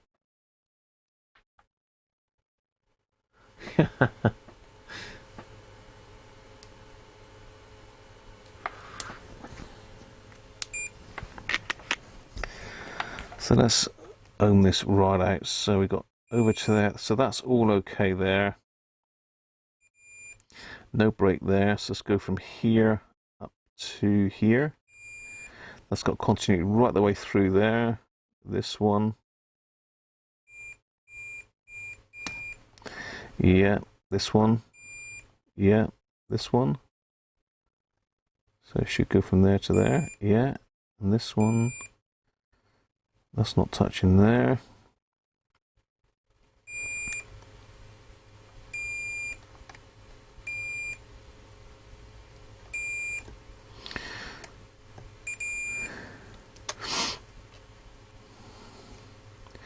Already done that one. And we've already done that one.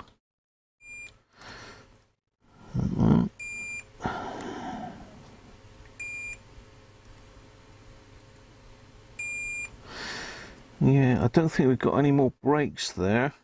I can see.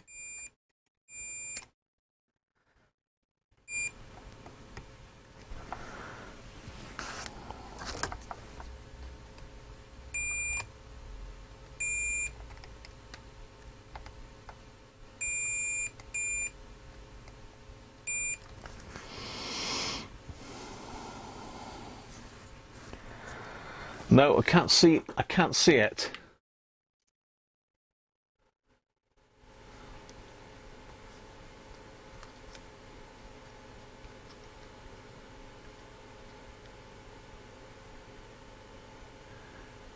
You moved it as you're looking on a 37-inch monitor. You mean on this board here, Anthony, yeah? I've just ohmed it all out and can't see anything there.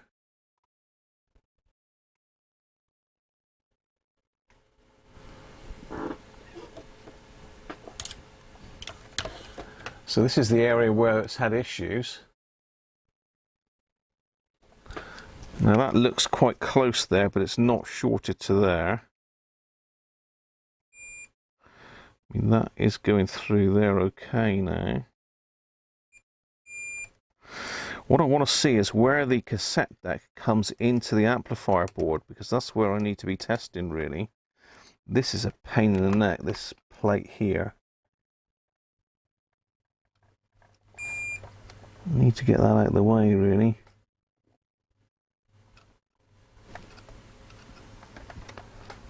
So it might be this one here that comes out onto the amplifier, but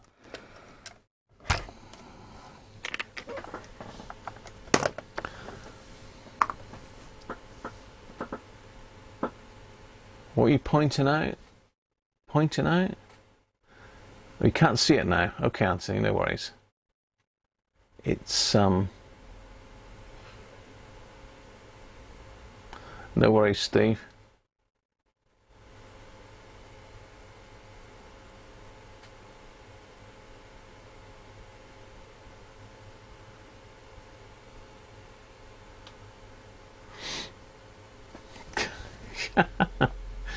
They all love crack.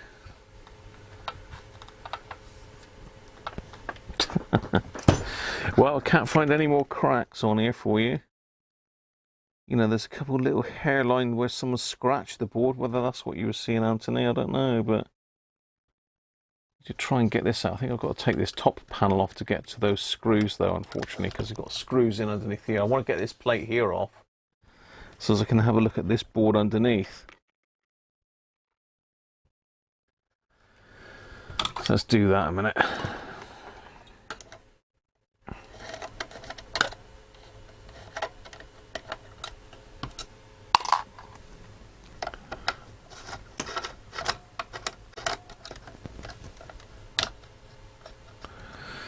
There might be something else underneath this piece here, see? That's what I'm thinking. Top's got to come off anyway. It's got no screws holding it on at all now.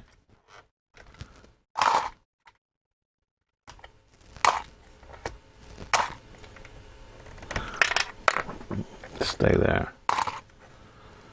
It's got all the washers on, which is good. Oh, it hasn't got one on the tuning control, so that should come off. If I can get this head of the aerial for it. What's going on with that? I was going to say.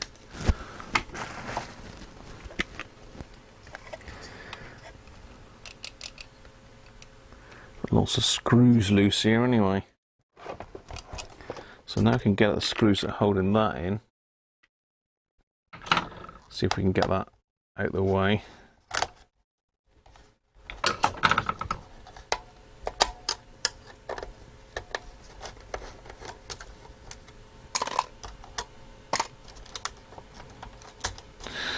Yeah, I'm not going to move it much because the jack plugs are in the way.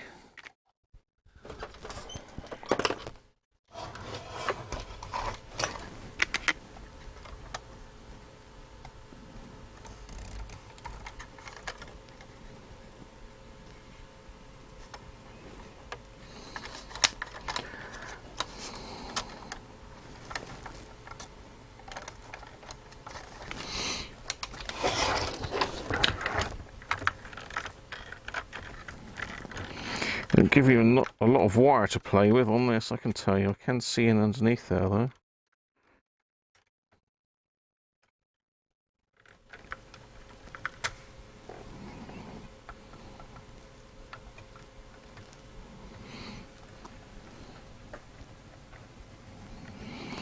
Okay, that's...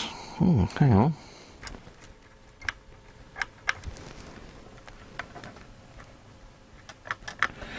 That's going to the mic there. Have they got these on the wrong way round?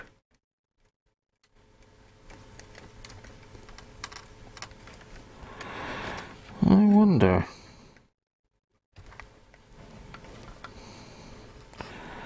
No. I mean, that's the microphone there. Goes to the mic socket here. So that's got to be microphone, surely. I thought the microphone went on the last one. It's time to get the manual out because the manual has actually got a board layout. Thanks, Robert. No worries. We all like to see if there is a crack there. If it's a crack, we're going to have a look at it, aren't we? So thanks for sending it over, Rob. You never know. It might have been right. It might have been right.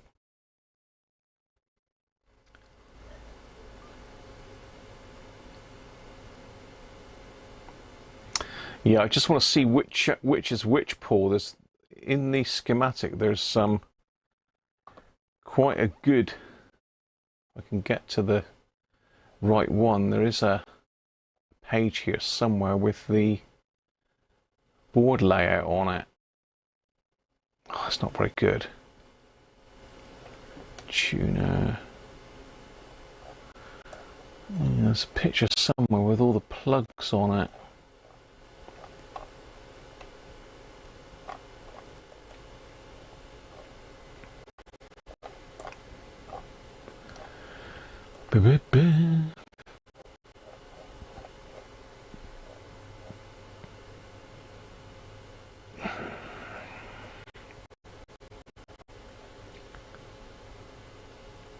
No. FE tuner, we don't need that.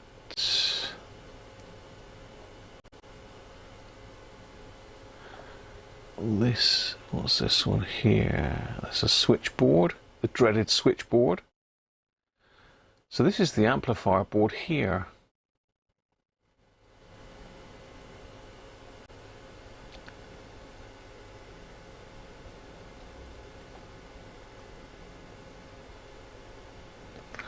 Okay, so the audio input is there on pin A.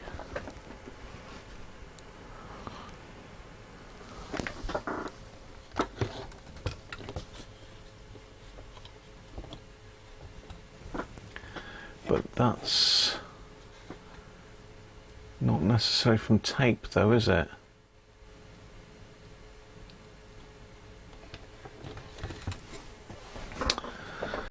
Let's go on a bit further.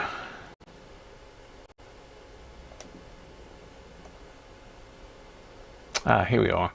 That's the bit I'm looking for here.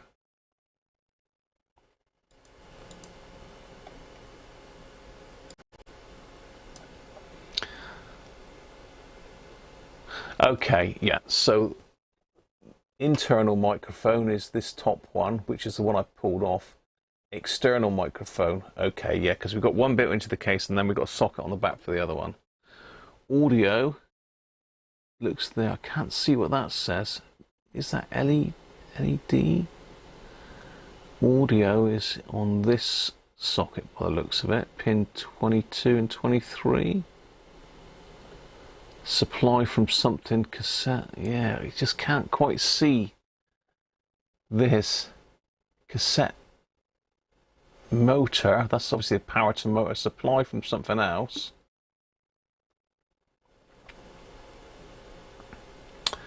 So the record playhead is coming in here.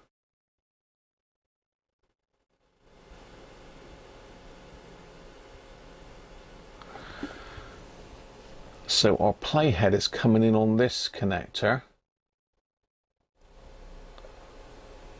If you put on the wiring side of the PCB, which is the wiring side? I assume it's got to be that, yeah, because we've got our oscillator shift thing is down the bottom here. Then we've got our arrays head, record playback head, chrome dioxide switch, radio cassette switch is on that top one there. Okay, so this is our inputs and this is our outputs here, I assume.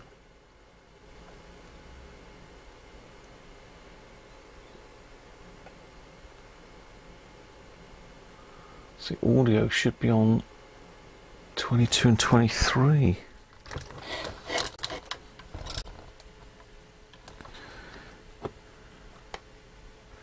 Which is that first, second, third one down.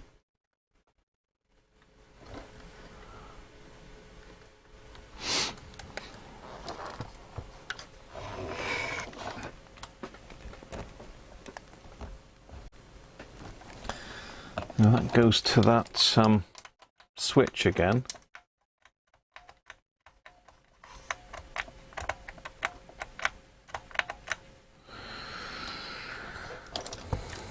But where does the audio come out? I can't see the chat. Let me just get the chat up a minute so I can keep in touch with you.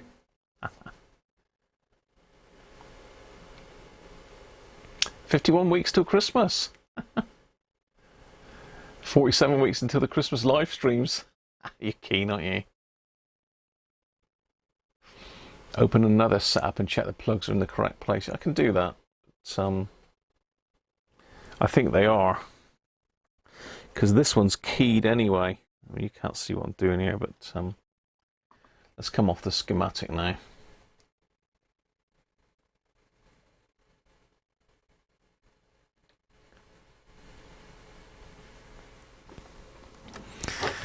Let's get my head back in here.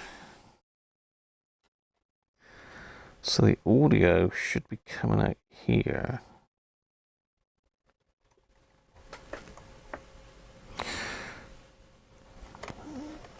Not those two, it's going to be this one here.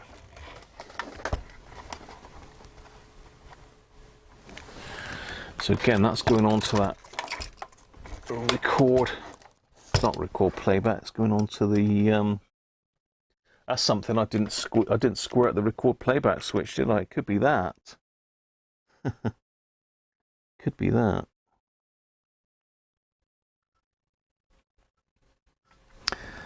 So let me see, the audio output comes in there, onto that pin there, which is, okay, let's get it this way around then and try it again. I can have a look, see if there's any signal on those switches. I mean, that, I still can't really see how that goes back into the audio board. It's got to go from that switch into the audio board, I'm sure it has. Something's probably staring me right in the face here and I just can't see it. Let's hook her up again. So you don't need to worry about that socket for now.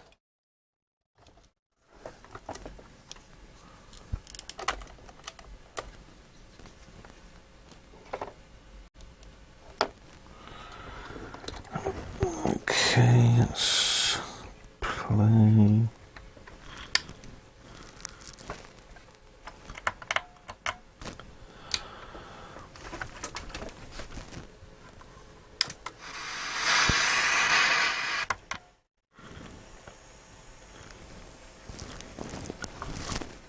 So we're in the center of the tape, so I mean there should be audio there.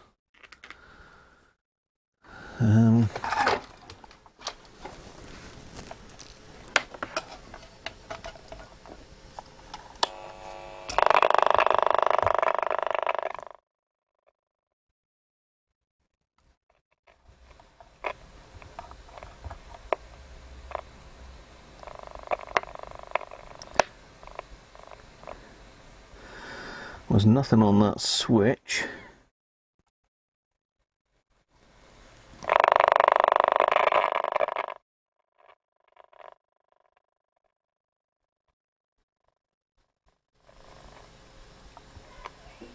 I can hear it there.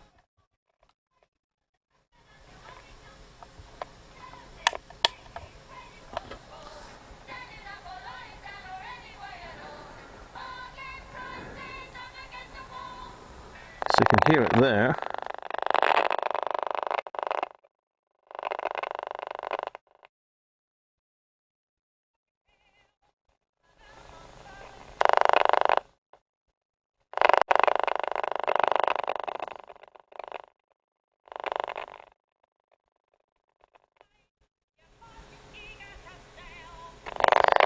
So it is going in.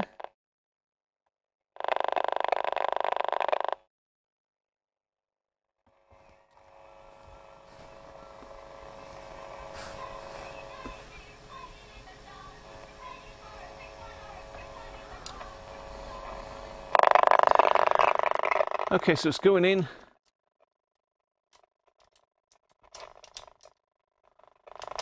Let's pause, let's stop. There is output from the tape head going into this board.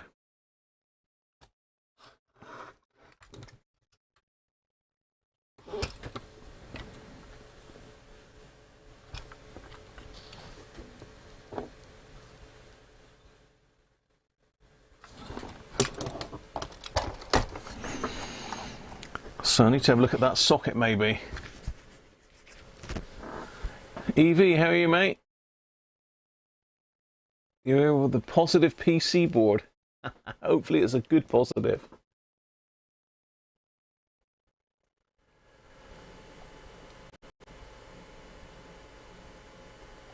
Martin, how are you, mate?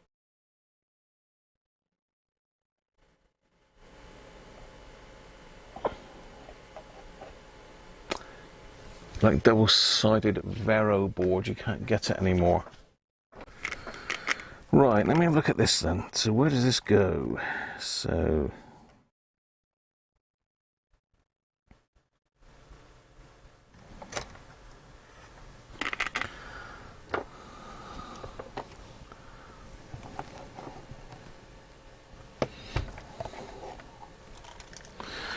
See if we can track this around. It's got to be close. I don't know if that's actual ground, to be fair. And that will be. Right, let's push play again.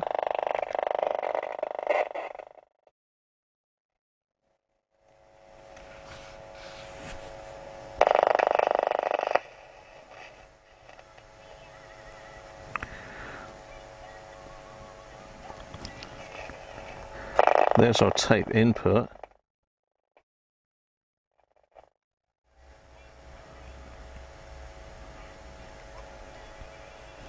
I mean, I take it you can hear that. It's very quiet.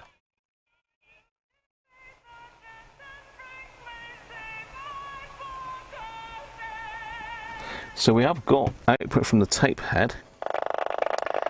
It looks like it's going to there. There's nothing there. Was that switch? That's the record playback switch. That's the record playback switch. I did mention that just now, but I didn't squirt it. Let's hit the record playback switch, because that's what that is going through. How the hell can I get into that here?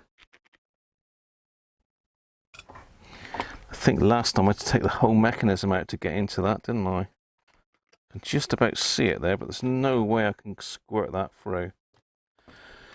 Oh, joy. It looks like we're going to have to take the mech out to get to the record playback switch. At least I can trace it through if I can get the deck out. Need to get the deck off of this board, really. What a nightmare.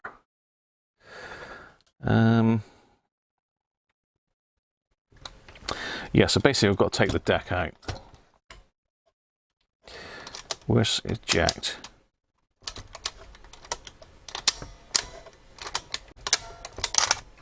There. Right, now this just means taking out hundreds of screws again, doesn't it?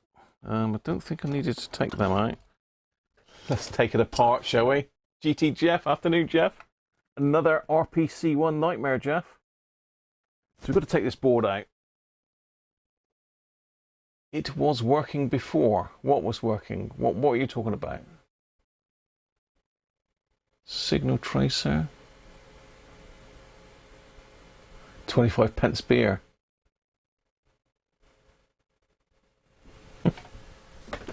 Right. Let's have a think about this. Let's get that off my head because it's making me sweat.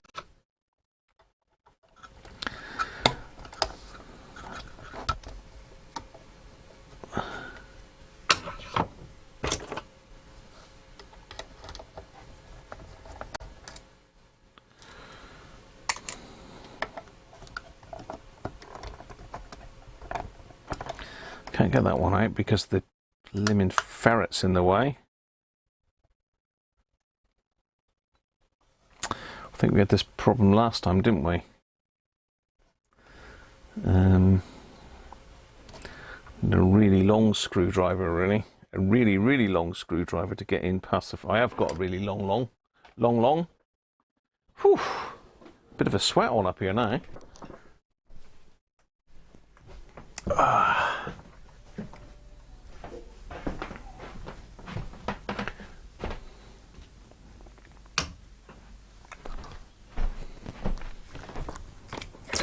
Something I don't have. I really ought to get some is some long reach screwdrivers. It's not something I've got a lot of at all. I've got this one, which is a Aussie drive. It's from the old gas toolkit, so that's done the job.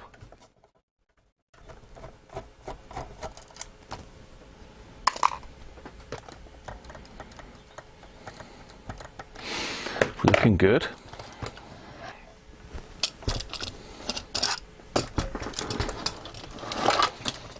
Right, now this side, I think we've got to take...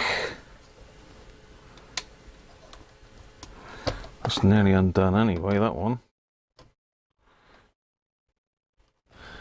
Oh, got posi drive screws in here. Yeah, posi drive seems to fit better, so yeah, maybe they decided they were going to fit posi drive screws. I don't think that one had to come out. That one must have to come out.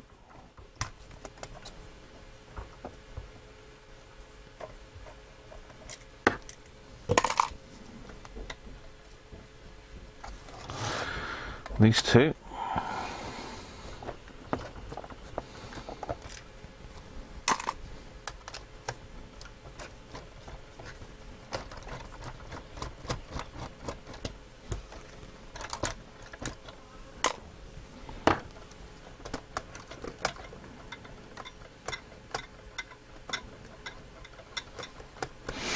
Okay.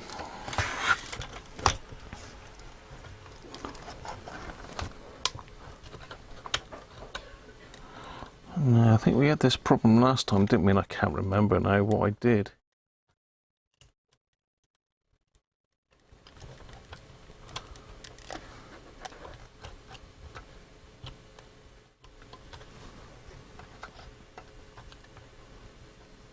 Okay, yeah, there's a screw.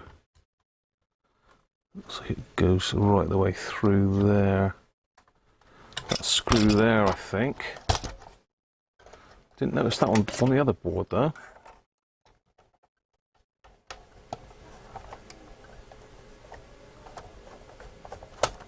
Maddie's going mad down there again by the sound of it. I've already taken them out today, so they can't be kicking up over the playing mummy up, I expect.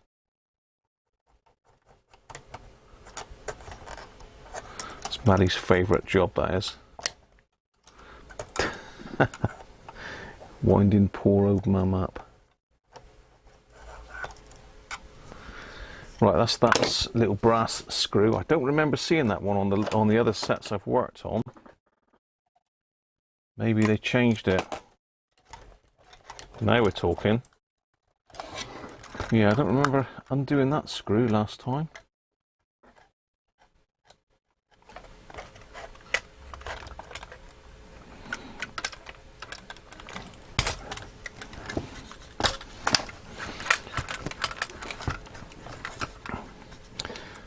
I mean, I've got some of the wire still connected. I need to disconnect the motor wire. I think that's what's holding us on.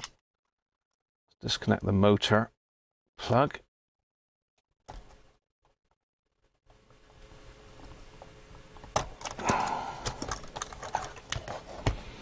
There we are. That's the mech out of the way. Let's take that plug there off as well. Yay! Success! Whew. Cheers, Thomas. Catch you soon, mate. Thanks for dropping in. Say hello to Susie for us. You bought 3 Weira long reach for opening the backs of TVs. Yeah, I must get some, Brat.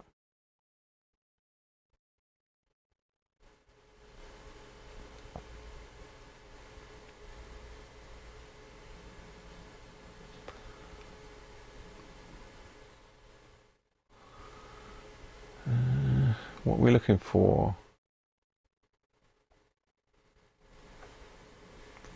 Don't keep a light at the end of the rainbow, is there?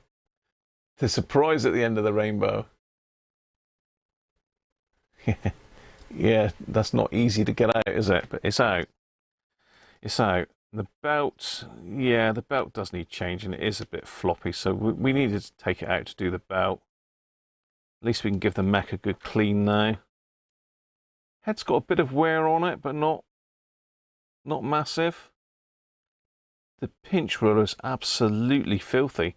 The pinch roller actually looks like tape. It looks like a bit of tape. It's got that much residue on it. So it's seen some action, this one. Yeah, you see the pinch roller there? It's got a brown stripe on it, look. It's difficult to show you. Maybe that way up. Yeah, can you see the brown stripe on the pinch roller? That's had a fair few tapes through that. That definitely needs cleaning. And I say the belt is pretty loose. The light's shining off of it. Yeah, you can see that it's okay. It's working, but it's lost its twang. Yeah, I've seen a lot worse than that, mind you. Everything else seems to be nice. Right. So we've got switch here. Well, that's got to be working, otherwise the motor wouldn't go. Wouldn't hurt to put a little bit of deoxit on that. A little drop of the solid stuff. The, you know, not the spray, the liquid. What else do we need to see in here? Not a lot. It doesn't look like there's a lot of debris on the... Is that the rewind or... No, maybe that's rewind.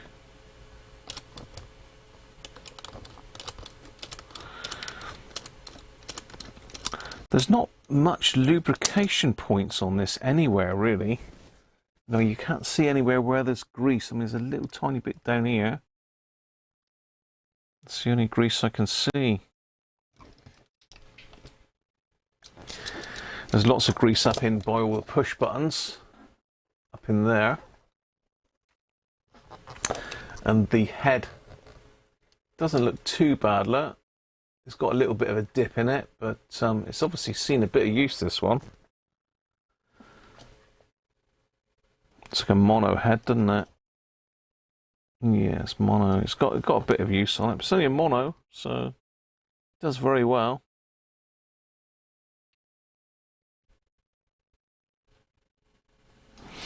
Let's pop the door up, which is the one to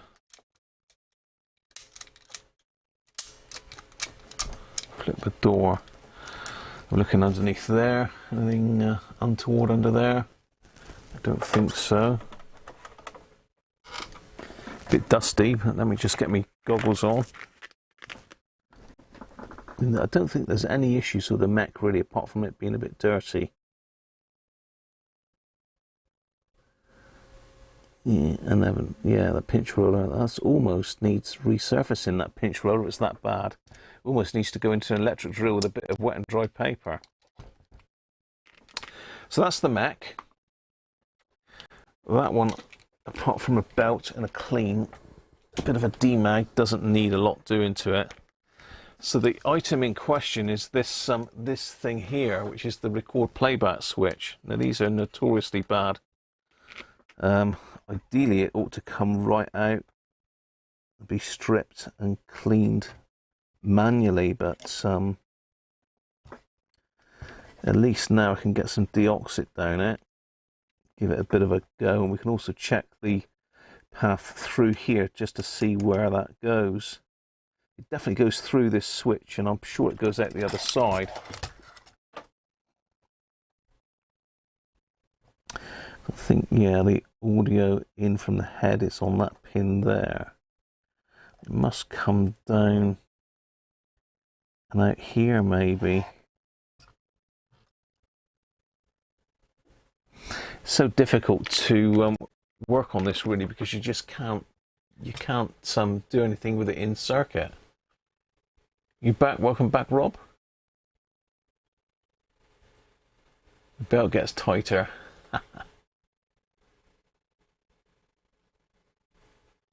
You just walk into the auto parts store, it unclips, whack. Suspenders, Spanish leather. And where are we going now? This is random, isn't it? Very random. It's poor old me trying to fix a cassette player, and we're on about suspenders and Spanish leather now. Okay.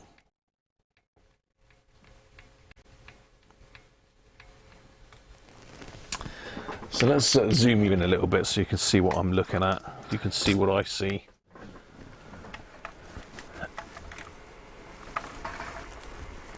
So this is the cassette board here. This is the record playback switch, so that gets activated by this. I don't know what this is up here. Is this some sort of filter? Yeah, it could be some sort of filter there.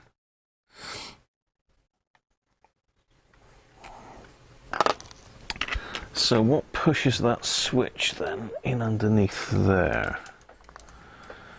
So the mech is that way up. Goes in there.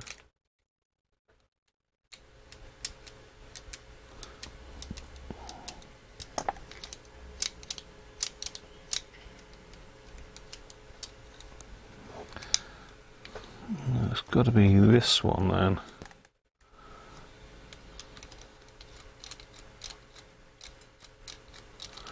Try to see which one moves that.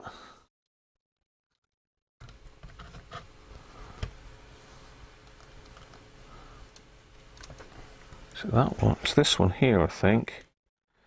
So which is the play switch?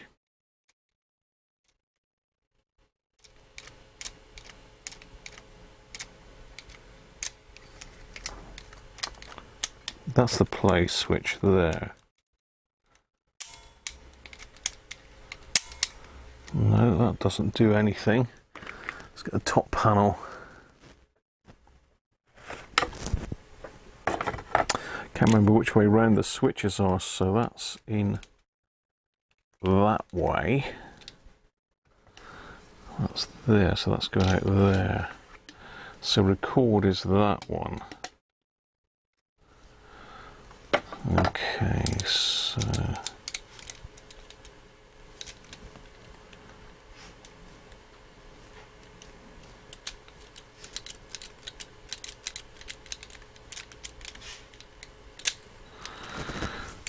how do you do? Have I got to have a tape in that? I'm just trying to figure out the record playback situation here. Let me just pop a tape in.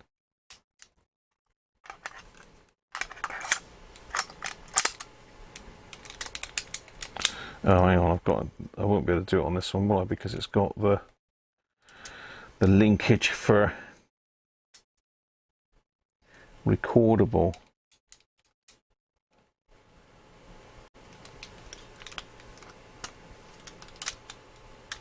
Yeah, okay.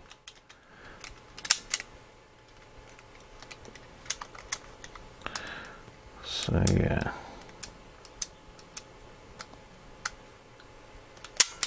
Sorry, I'm just trying to work out the mechanism.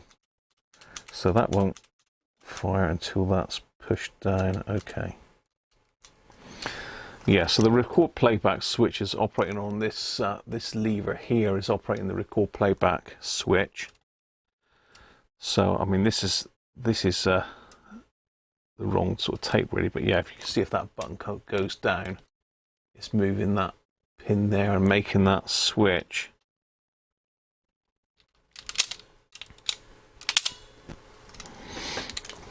Okay, I'm just getting my head around the mechanics of it.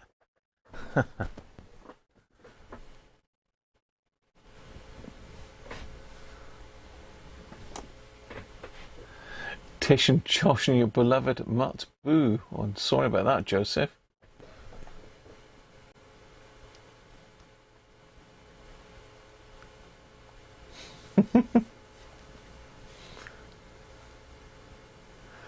Lemmies. Oh dear, oh dear. Did you get any noise from the tape deck? Yes, I did, Harvey. There is audio coming from the head into the board, but it goes through the record playback switch, Harvey. So I'm just in the process of giving that a good dousing with deoxit. It might need to totally come out. I don't know. It might not even be that that's causing the problem. Let's move that back out of the way. So as I say, record playback switch is this great big long thing in here. And these are a pain in the neck, they really are. So many.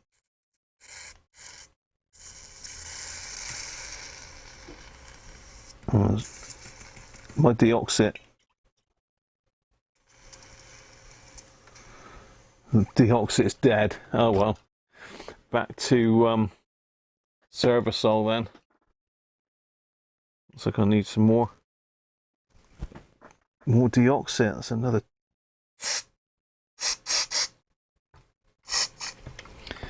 25 quid down the pan. Let's get something to mop that up. I've just had to order some more blue roll today as well. I'm totally out of blue roll. I'm using these really nice lint-free wipes, which is a bit wasteful, really.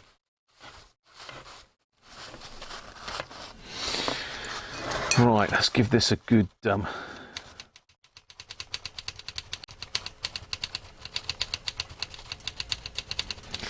there's an inductor in there as well. I wouldn't be surprised if that one was open circuit. It'll be the first time.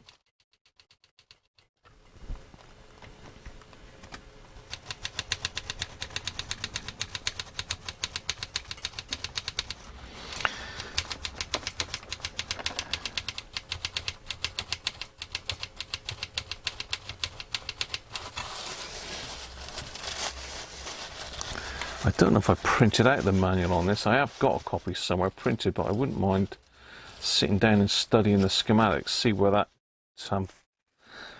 audio path is. We know it comes out on this side.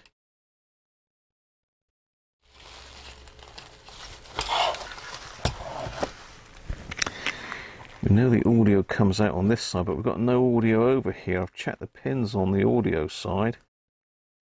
Audio should come out there on this wire, which goes to that switch there, and I think I'm just trying to see which way it switches it.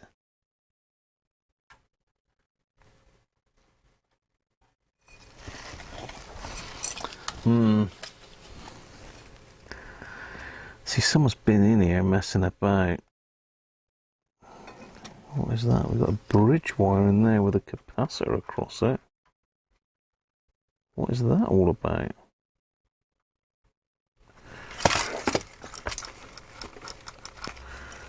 That's on the oscillator switch. I don't understand why they've done that.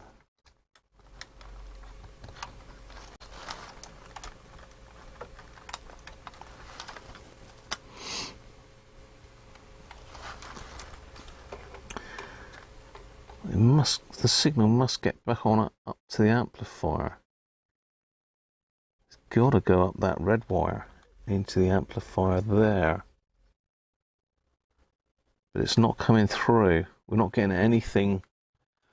We're not getting any audio out of the cassette board. So it's coming in. We've got a low level signal coming into this switch and nothing coming out.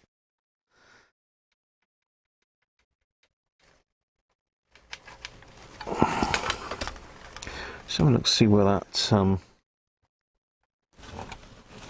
thing there is in the circuit.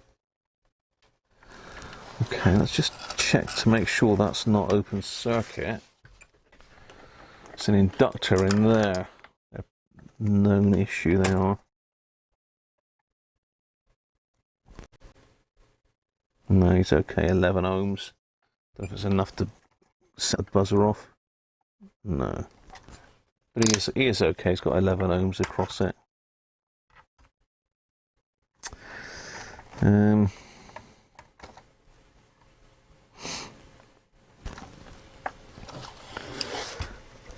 So our signal from the tape head comes in there, goes into that pin, and it should. Normally they're in pairs, the switch contacts on these, so it's either going to switch upwards or downwards. I'm talking to myself again, don't worry about me. So this is our one in.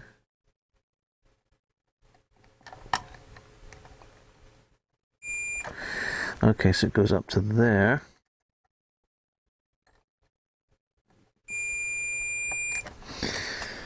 Am I going to be able to push that button, that record play thing, and hold it on here at the same time? Oh, I might be able to if I use my tweezers from Rob. Oh, could be the first outing of the tweezers, Rob. These were given to me over the Christmas period by Mr. Robert Cross. This is going to be their first actual outing. I've tried them, but I haven't tried them on an actual repair yet.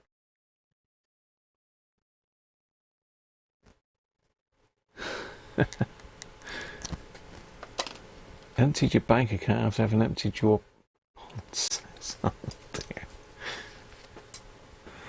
Well, you know, onwards and upwards, Joseph, isn't it? Onwards and upwards, mate. There's plenty of other fish in the sea, as they say. I'm saying nothing. I'm keeping well out of the conversation. Yes, right. So this might be just the job, Rob.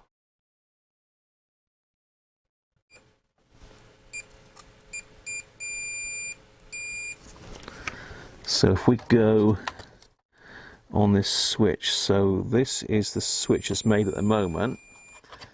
So if I push that,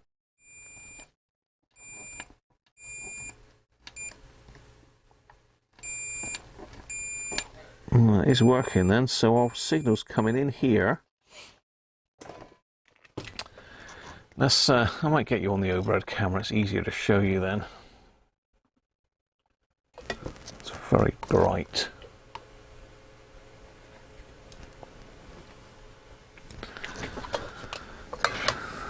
It's getting a bit busy on the bench again. Busy on the bench.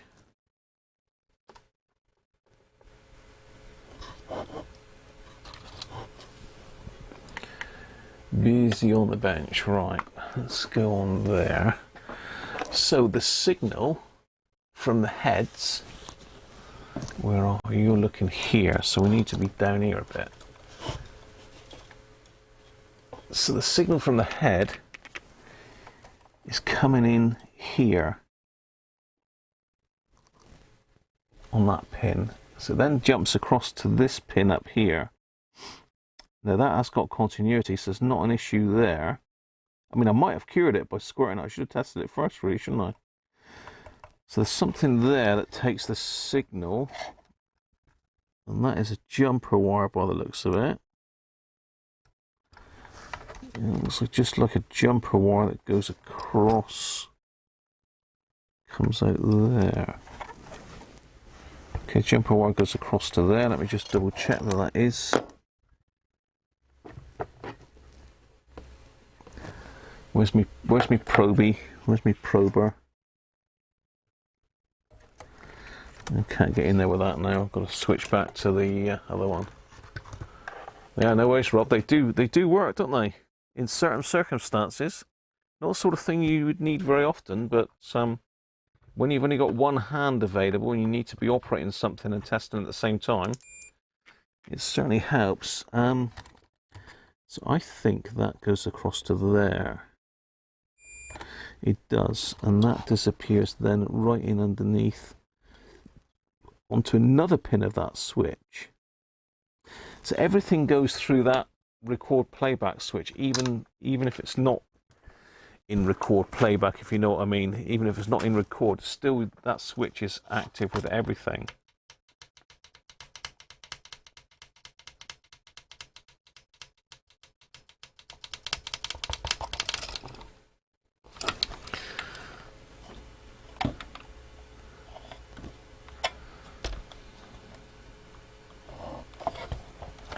Feels a bit wibbly wobbly there, but no issues there.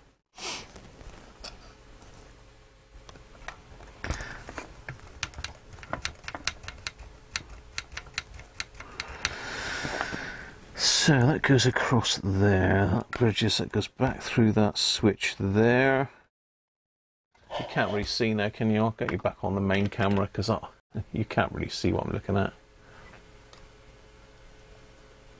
Yeah, I'm thinking that might be the last resort, Harvey, if I still can't suss it. it will need to come out, but at the moment I'm just trying to see if I can find anything that's a major issue. Just trying to trace it through it, really. So our signal's there, it goes to that one, and it jumps across to there, it goes down onto that one. See, I can't get at that board, so I'm going to have to release this board here now in order to get to the contacts. So more jiggery pokery.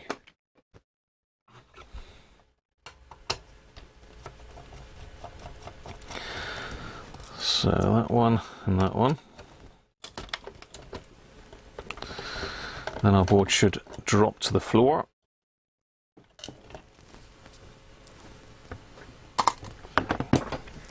And with that, I'm going to skip to the loo.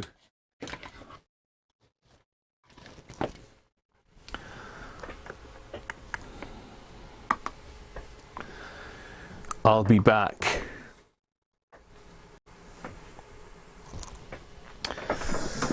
Yeah, ideally it could be taken right out, but it's a blooming nightmare to do those. They are really fiddly. Amended Mark's done a couple, which fair play to him. Right.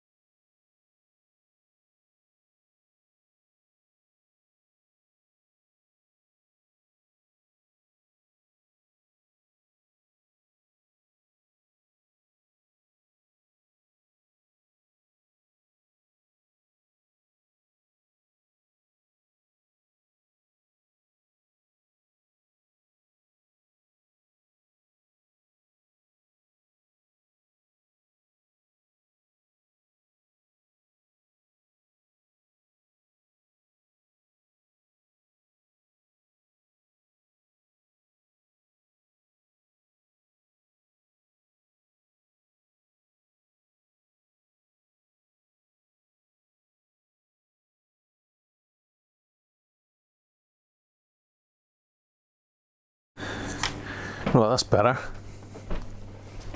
I need to go and take my tablet as well. I forgot about that, didn't I? No one reminded me that the tablet alarm went off.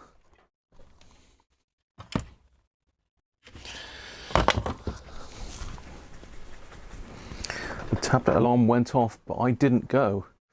So I need to go down and do that a minute. I also need to check on Mrs. Cruncher as well.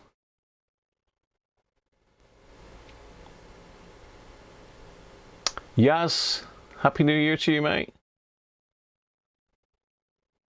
Thanks for dropping in and saying hello.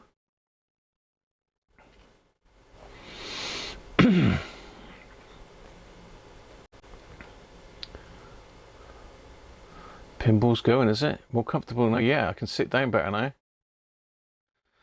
So I need to go and check Mrs. Crunch, but I got a little thing on here. I wonder if we can have an ad break.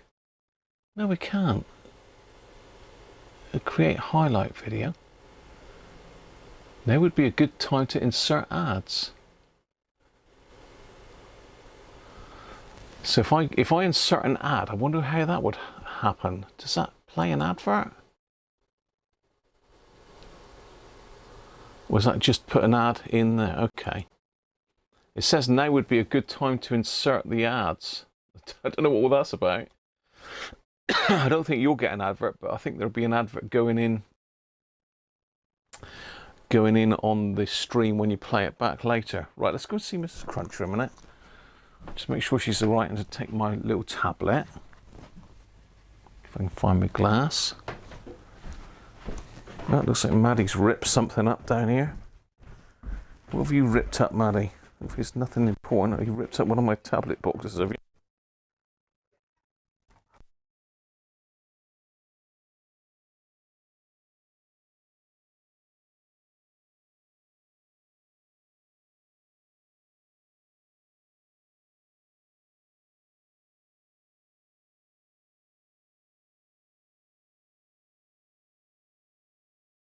Okay, Mrs. Cruncher's still not good, but she's on another Lemsep. I don't know what I've done with my glass.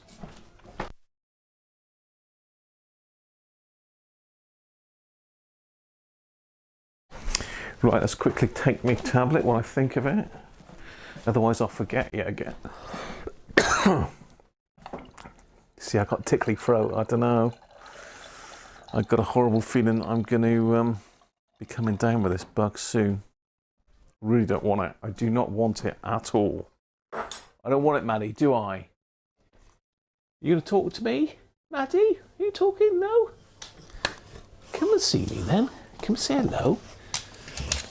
What is it? What? What do you need? What do you need? What? And Coco's got to come and say hello as well, hasn't he? Can't talk to one without the other one getting involved. Can we, Maddie? Right, Coco. Coco. So we've got a bit of... I need a webcam that I can walk around with, don't I, really? I don't think I can do a wireless camera on vMix. I don't think it's something that they can. Well, I think I can, but I've got to have mentally expensive kit to do it, and I'm not.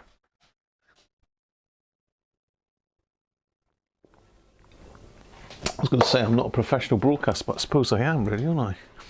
But yeah, can't be running into thousands of pounds for wireless camera hookups. Right, okay. I'm tableted up. I'm coming back up. I've had a refresh.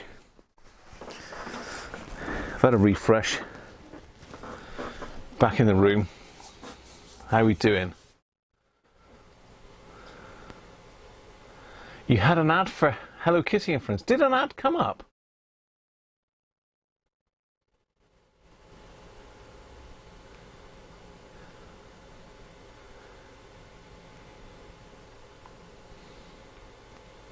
You'd rather have a silence. Did an ad come on, did it? Honestly. Hello Kitty and Friends.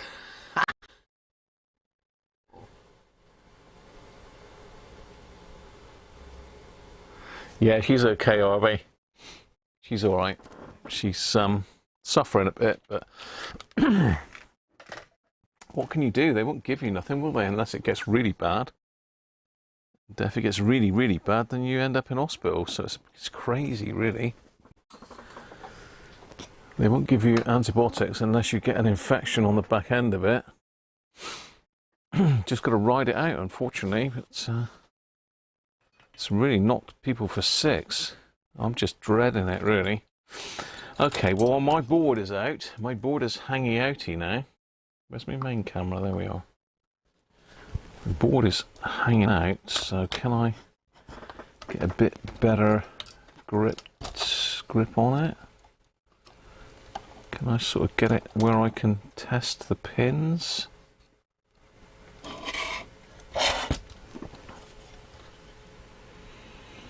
I'm gonna have to pull this. I'm gonna have to pull all the blooming things off, aren't I? This is where the fun begins, when you pull all of the plugs off. I just want to see if I can trace it through the board. I suspect maybe cleaning that record playback head has actually fixed it, but I don't know. I think I'm going to go a little bit further than that at this stage. Whiskey and honey, best remedy. I got the flu vaccine. Mrs. Cruncher didn't, Anthony. She doesn't like the flu injection. She doesn't want it, she said. The best cough medicine is ammonia and lipocana. Christ, it should do if it's got ammonia in it. Almost impossible to get antibiotics. I've got 3 months worth at the moment, Sam Harvey, that I'm on. And I did have to wait for that, to be fair. Right, let's take some pictures here. Where's my phone gone? I've got it on charge over here.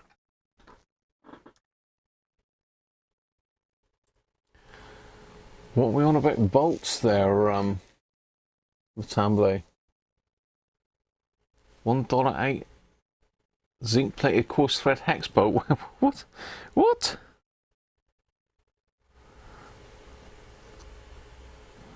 I missed out on some chat here, I assume. Okay, so that's the one going to the... Yeah, that's the one going up there. Then we got this one here. No other ones on that side. And over here we got this one. And that one. And obviously I've got a motor. Right, let's just unplug this board and get it right out. It's got to come out. I'm not having any more of it. No more of it's messing about. I've got to try and find these switch paths through a minute just to make sure that we're okay before I put it all back together, because you can see what a pain in the neck it is to get it apart. Right, our board is out. Let's put that down there for Penguin to look after. Look after that Penguin. I've got it right on its beak then. It's right on its beak. So I think our problem is on this board.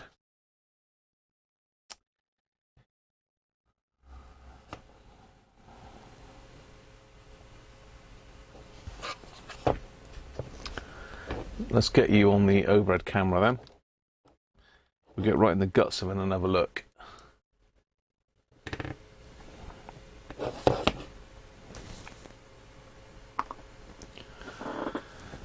Okay, so here's our edge connectors. A little bit of glare on it. A little bit of glare on them. There we are.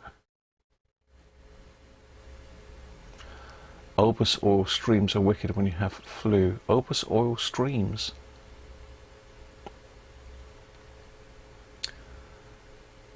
Ammonia does sound sorry. Are you talking about a bolt cost with Rolf? No worries, you carry on, Matambly. I just wonder what you're talking about. Rolf's got a cracking old vintage pinball machine that he's working on. Real old school one. Right. So our tape path is here. It comes in here from the head onto this, jumps across here, in around, and it comes right up to here then. So we're still on the record playback switch. You can see you've got a line of contacts down here and down here. So let's get the continuity checker.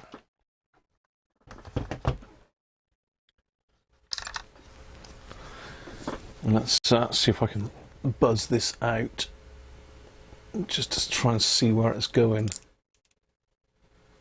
Oh, steams. Okay, right, got you. So we said that this is our one, and it goes across to there, up to here, should join, yeah, so it's on that one. So it looks like it's grounded when you push the record switch on.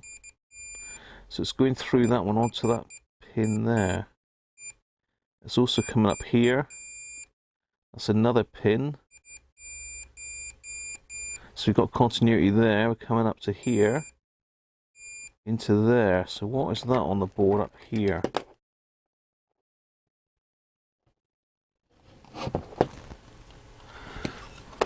Just looking here, so it's coming up.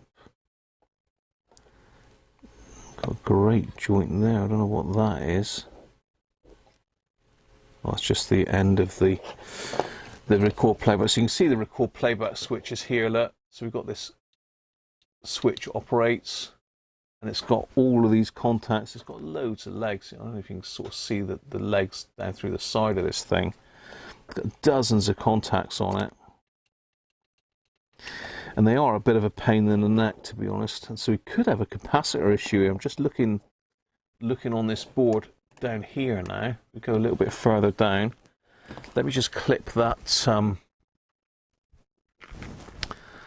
me just clip that on a minute if I can find my leads.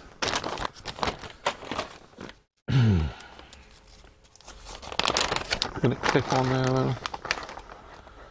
Probably won't.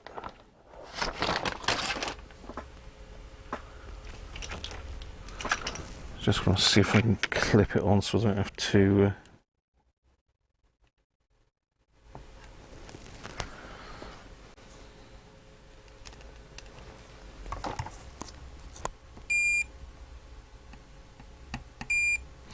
Okay, right, so it's there, coming across to there, up to that switch. Let's go into nothing that side. This side it goes up to here.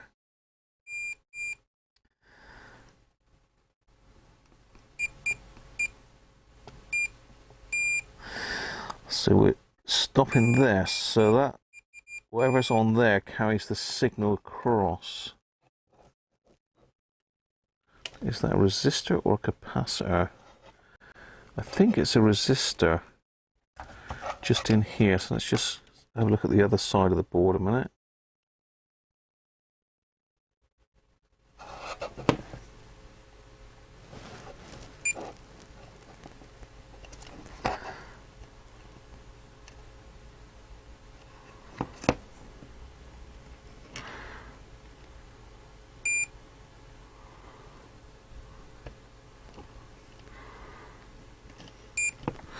Okay, so I think that's this resistor down here.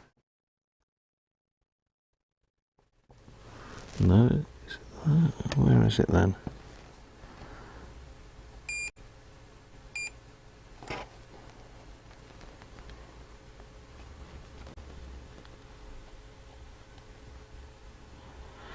Is that resistor there? Sure it is. But there, no.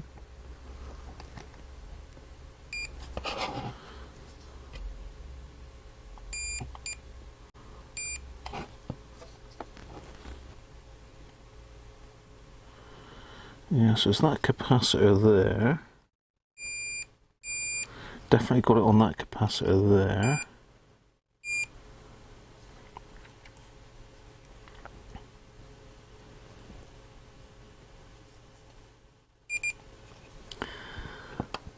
Gotta come. Oh, there we are. Now we're on it. Yeah, there it is. It's going through that resistor. So it's going through this resistor here. And from there,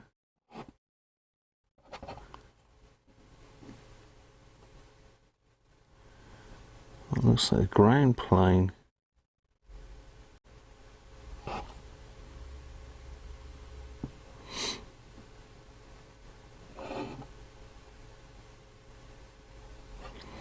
Let's see if we can measure this resistor here then in series. In circuit even, in series. So it's there to there, doubt it. It's measuring 21K. And it is red, orange. You that know your codes are going to be shouting at me already. Red, red, orange. 22k I expect.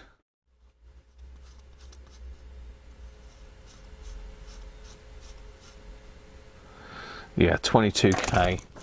So yeah, we have got a 22k resistor there, so that is working. It's reading 21.6k. I just wonder where this transistor comes into play. That's all I'm thinking. Just here. So that resistor I've just checked is just underneath there, look.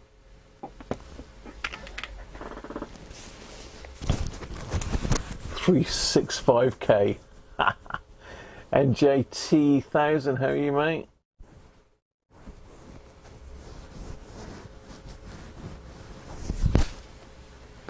Two points of Hobgoblin have sorted out your focus. Fix focus. Sorry about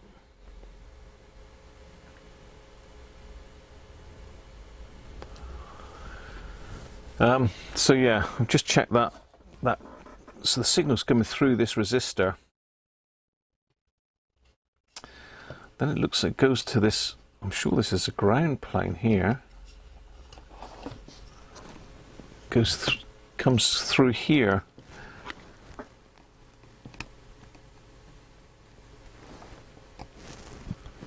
Well, it's not ground there. Mind you, they're not connected to it, are they? That is ground there. Yeah, so it's going to ground, that resistor. I really could do with printing out the circuits for it.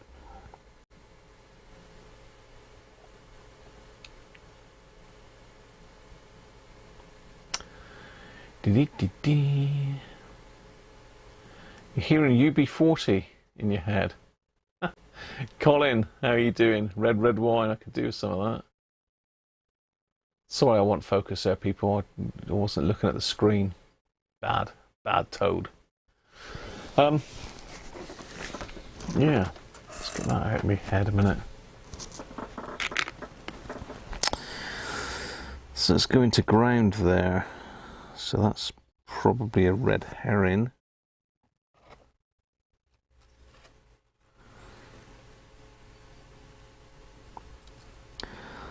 So that capacitor also goes to ground. So we've got a resistor and capacitor to ground.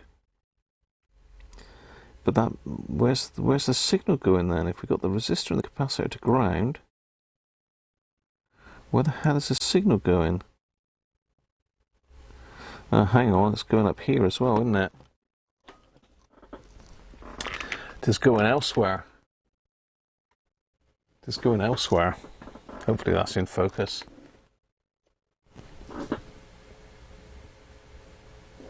Thomas, how are you, mate? Here's how your dad taught you the colour code. Give you a clip round the ear every time you got it wrong.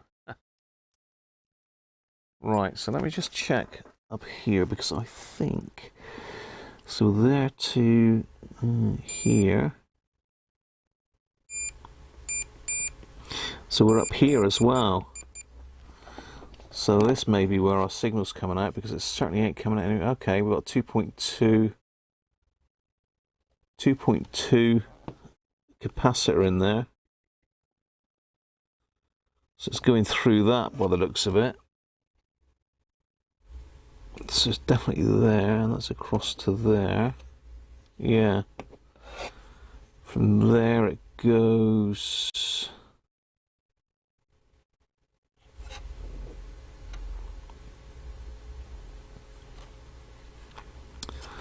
Let's pop that capacitor then. Just check that. That one there. That one just there is where the signal goes through. So it's going to pass audio frequency, block the DC. But, I mean, is it shorted or open circuit? Can we get a reading off of it? It's not shorted.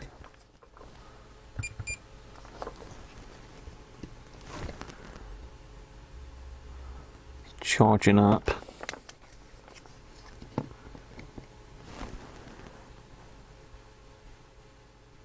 And discharging. I doubt whether that's the issue. See where that goes to.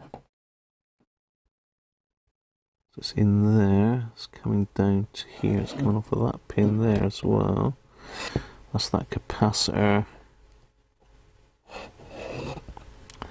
It is coming onto this one here, this BC149, I believe. I mean, we've got lock fits here, so don't forget lock fits are a pain in the backside. They're not very reliable. So it could well be that we've got one of these lock fits gone. Could well be that we got a lock fit gone. So I'm going to pop that capacitor out a minute. We'll just lift one leg on it and just test it with the ESR meter. I don't think there's a problem with it because it's one quick, easy way to test a capacitor is to just see if it charges up and then discharges when you reverse the leads. That's an old school thing. I've sort of forgotten that, to be fair. So yeah, if you use your multimeter in ohms mode, you've got voltage sat on the probe, so you're charging up the capacitor one way. If you reverse the leads, you discharge it. So you know, if a capacitor is not charging, that would tell you. Basically, I keep saying basically. I don't know what I keep saying. Basically, I'm pretty basic myself. Almost Neanderthal, I am.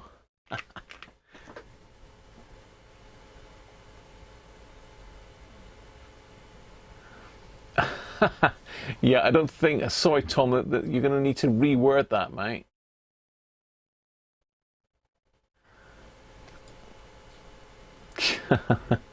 Yeah, it won't let you have that. I have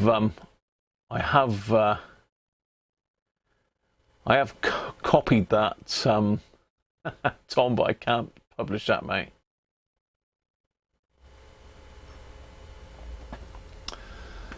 Yeah, they've got little bits. They're supposed to sort of lock into the hole, so you push them down hard and they should lock in, but they're not very reliable. They're not as bad as the AF117s, but they're getting close, and the amount of stuff that's failing because of them. Right, so once again, I've got loads of stuff all over the bench everywhere. So my capacitor is in here, I believe.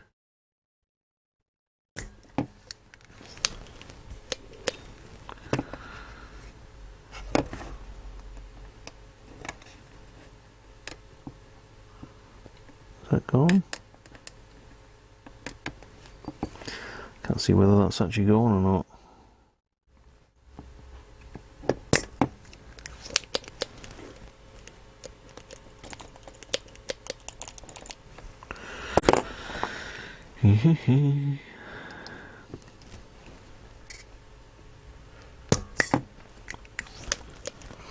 I didn't get a good suck on that then.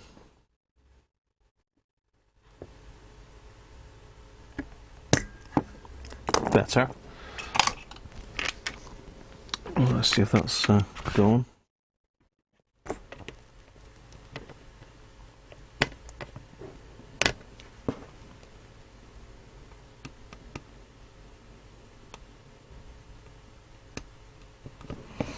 Looks like it has. Where's my little screwdriver? Probably out on the bench here with everything else. Having a party. All the tools are having a party here. They're all out.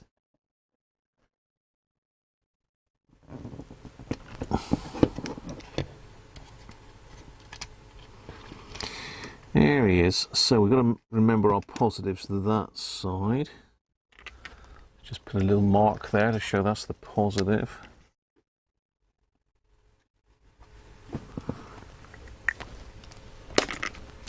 It looks like I've got the whole thing coming out, so.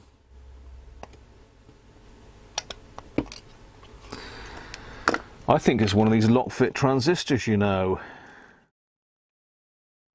Difficult to determine without hooking it up again, really, but we can pull a couple and have a look. This is awkward because it's right underneath this switch here.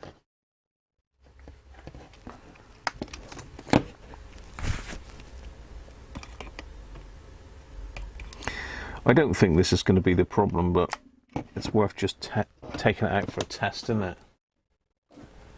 Thank you, Rob. Love the fireworks.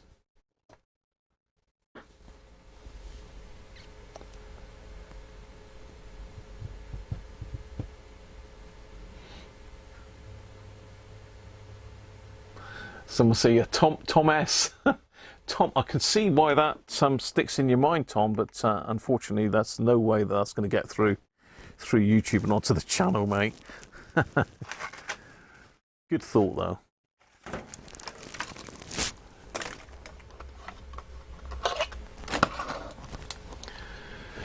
Right. I've still got Mr. Stream Elements and says, if you're enjoying the Christmas show, I must change that. I don't know if you noticed, but it's unfortunately it's not Christmas anymore. I do love Christmas. You really should be able to have Christmas all the time, shouldn't you, really? Right, 2.2. What do you think it's going to be then? 2.2. A 2.2, this is one of those Phillips caps. So while you're having a guess at that, I'm going to treat myself to my milk stout from the Black Sheep Brewery in place of that other stuff that we tried just now. The 25p tin from Asda. Penguin says it's still Christmas. He is. I'm using the Christmas opener, look. That's a beauty, isn't it? That is a cracking opener, that. Knock spots off the old one. I mean, you know, it's... I like the Christmas one. I do like that. Andy B, 2.8, how are you doing?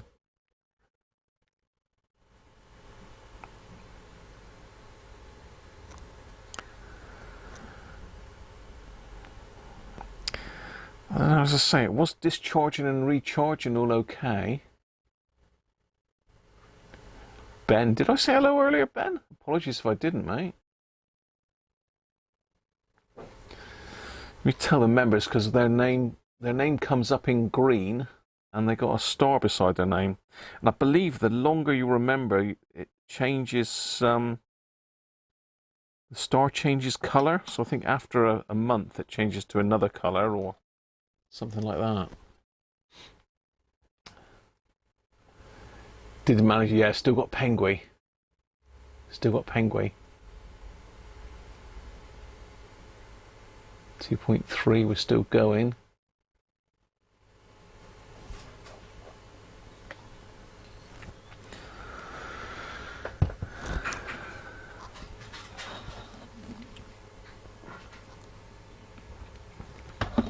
Oh, that's nice. That is nice. Right, here we go then. I'm going to push a button.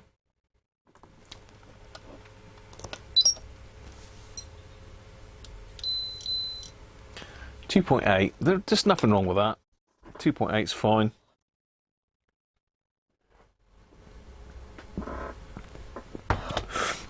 I don't even think I'll bother changing that because it's not really. Or should I change it because it's out? I suppose it's just as easy to put a new one in while I'm there.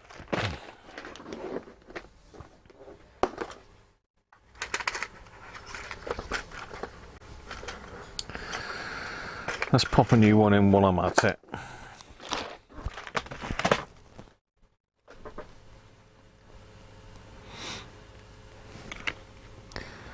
So look which way up he's on. So who had 2.8 then? Absolutely bang on. I'm sure somebody did have 2.8 on the nose. It was Andy B. Well done, Andy B. God, Robert just out on 2.9. Any other 2.8s? No, it was Andy B. Well done, Andy. Spot on, mate. There's nothing wrong with that. It had low ESR as well. In fact, this one's probably got higher ESR than that one. So I'm going to stick this new one back in. We're going all out. It's a Vichy. No expense spared.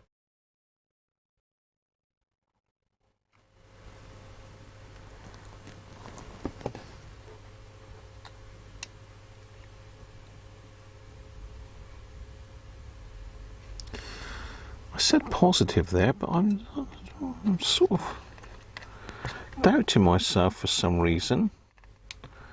Sort of doubting myself.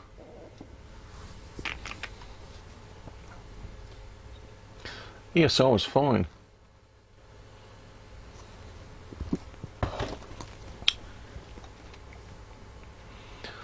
Yeah, I'm sort of doubting myself here. Have I got a board layout for that one? Yes, I have. Yeah, I was right. That's a CE4. In fact, let's have a look at the schematic a minute. So let's just get rid of me off the top of the page here. I don't think you want me in the way of the schematic, do you? So this is the one I've just pulled, CE4. So it looks like it goes from CE4 across that.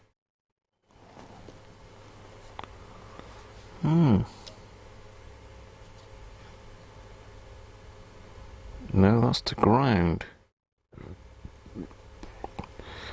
So from CE4 it goes down to another resistor. It goes down to this one here, R10. So it goes from here to R10. Where's R10 go to then?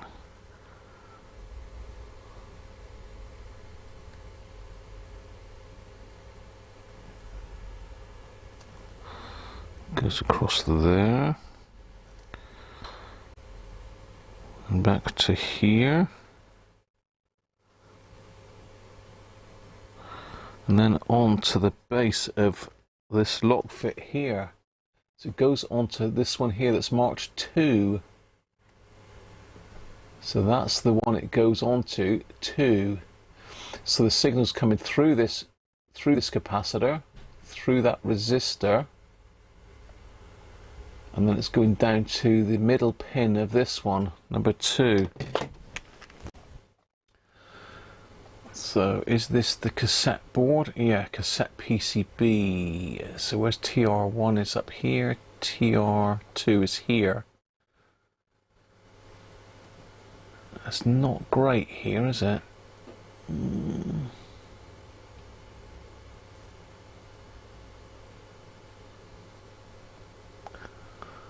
So what did I say that other one was? CE4. Where's CE4? So we're over in this area. Let's just zoom you in a bit. CE4's here. Okay. So that's attached to our switch. Yeah, that comes out of our switch. We know that. So it goes through the switch, out through that capacitor. Linked to that one, it goes out through this resistor R10 into TR2. Then it comes out of TR2 into TR3. So the center, well, I don't know which is the base, to be fair. It's got to be the center one is the base then. CBE or EBC, I'm not sure. So it's going in there, it's coming out through, it's going into TR3. So this is amplification, isn't it? There's got to be. So our head is here. You can just about see it coming in via that switch through here, then back up through here. That's to ground through that resistor. So we need to check R10 to make sure that's okay. TR2, we've got a sort of little bypass capacitor there for something. Are we going to get a bit of signal going through there? We might. Not sure what that is. Maybe a bit of feedback. What's this? Well, that would be something to do with that little oscillator circuit. Anyway, so it's coming up through here into the base of this one. It's coming out into TR4. So it's 3 stages of amplification. So we really should have a really strong signal up here, shouldn't we?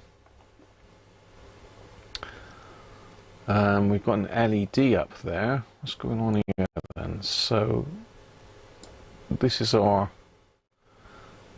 path through. So that transistor there's got a switch on to let us go through that way. And this must be our output here. Can't see what that says. It's like 28. Not sure. Could be 26. It'd be nice to have a really good copy of this, but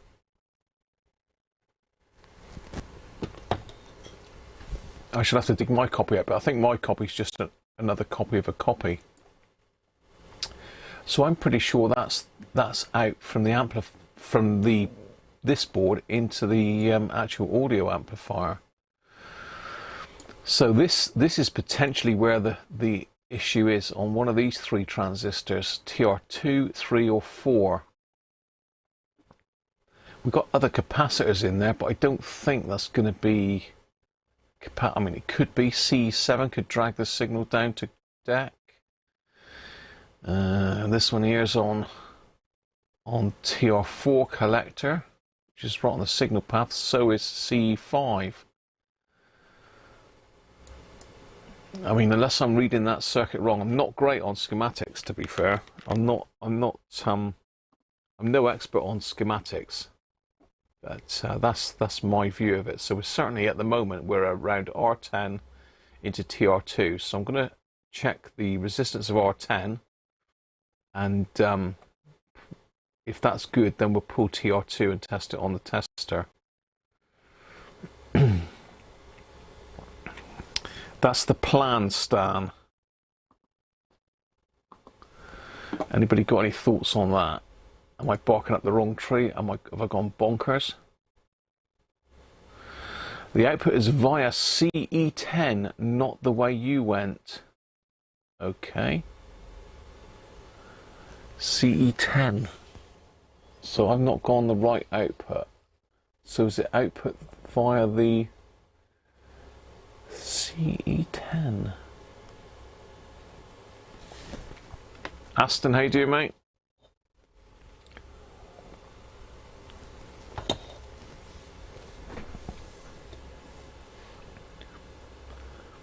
Check back the stream, it's positive. Positive.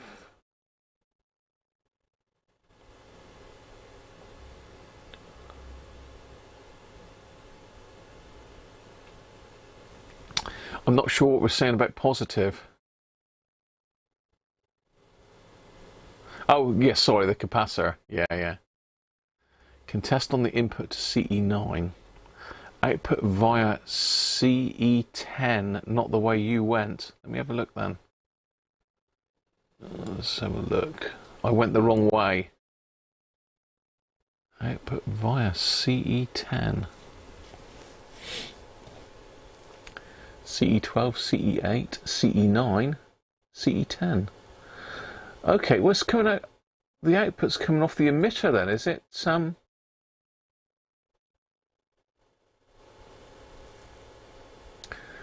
But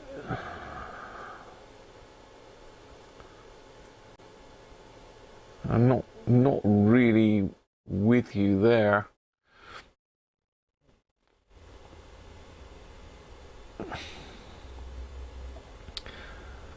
So it's going through another switch.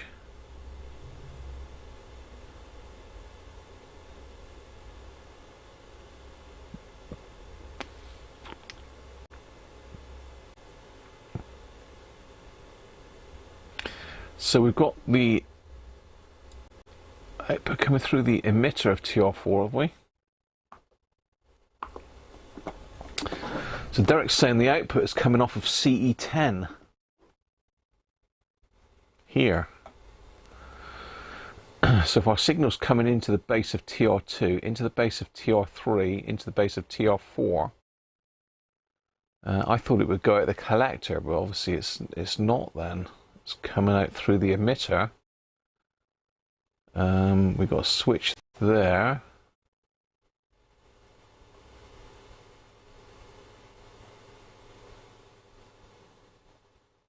It's a microphone circuit. So So Derek said it's coming out of CE10, so it's coming down into this switch. I mean, to me, it looks like that's linked to ground. It is linked to ground, Derek, because that's the negative side of the capacitor there. So I'm not sure how it's coming out of that. Unless it's coming into this one, then out through this way.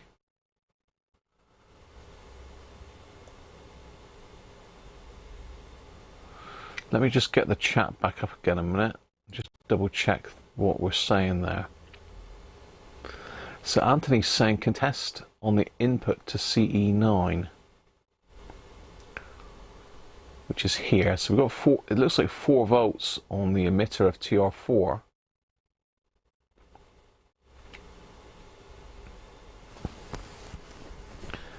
CE9 then switch or CE10.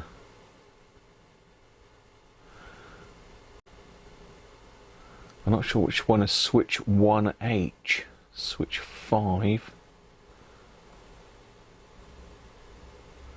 Switch 1H is the other switch, isn't it? Switch 1, or is that the whacking great thing?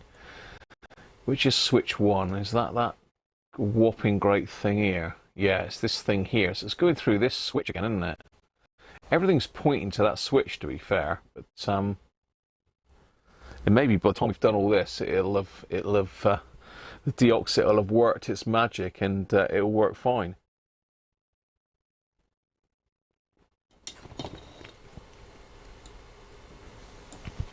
So let's get my chat back up again.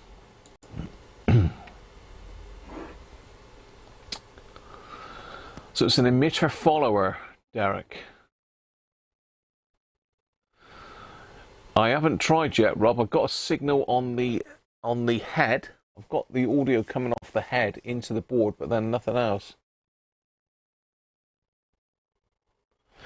CE10 is the NAB feedback network, but the output is on the emitter of TR4. So our output is coming off of here then.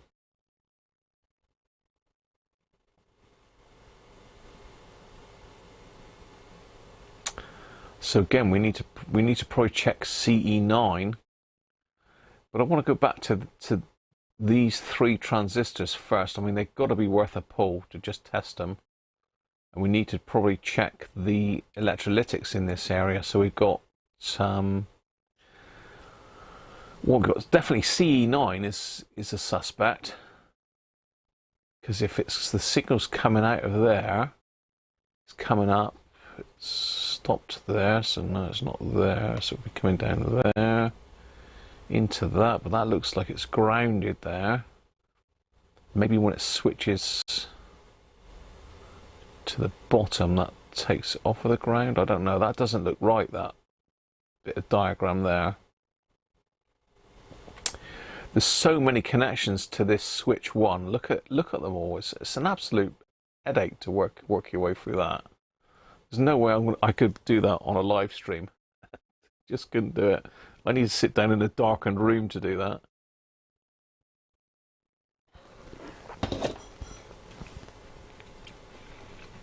Oh, so TR2, 2 and 3. The signal's coming out of the output, but on TR4, for some reason it's coming out off the emitter. I'm not au fait with that. I'm sorry, but that's above my pay grade, knowing why the signal's suddenly going through the emitter instead of the collector. So it's going from the collector to base, and then it's coming out the emitter. So, I mean, obviously putting a signal on the base is going to switch this transistor on, and it's going to amplify the signal, but I always thought it went through the collector, but it doesn't. Oh dear.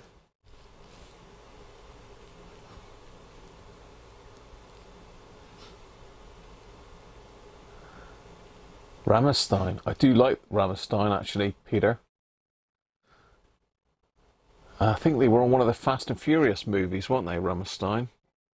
Brilliant. So Nante's saying, just seeing, you could perhaps check 4 volts on the emitter of TR4 shown on the diagram. Yeah, we certainly can do that, Ben. But at the moment, the board is completely out, and God knows if I'm ever going to be able to get it back in again. But these are all lock fits. It's very highly likely that one of these 3 has failed. It'd be very nice if it has.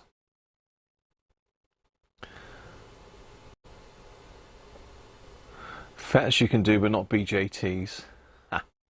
TR4 is an emitter follower, provides current gain but no voltage gain. See, I've never done electronics, Nick. I've never studied electronics. I've only sort of picked it up as I've been going along. I've got no formal electronics training apart from my amateur radio license, which didn't really go into transistor circuit design.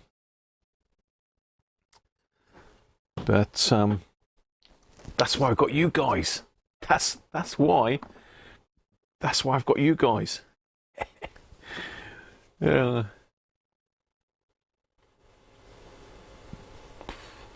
You'd need to look deeper, but the emitter follower TR4 would increase current drive for record mode. So yeah, I mean, all of these anything with S1 on it is that big long switch, which is an absolute pain in the back body, isn't it? It's everywhere. It's all over this schematic. We've got a bit of it there, a bit of it there. We've got bits of it here. 1, 2, 3 sections of it there. One there. One up here. It's everywhere. Come over this way. We've got any switch 1 over here. Yeah, we've got another one over here. Let's switch 1 again.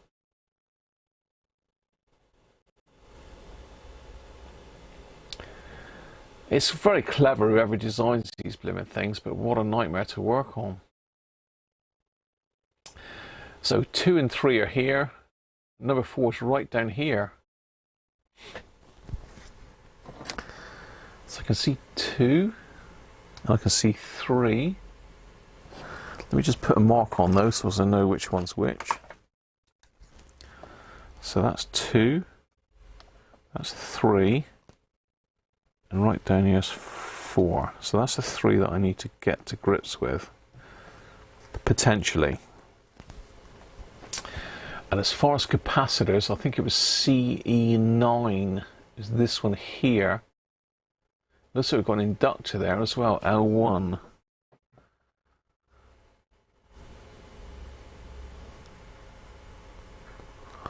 So that's worth checking out. That does L1 come into it anywhere? Because again, we could have an open circuit inductor. Where's L1? L1's here.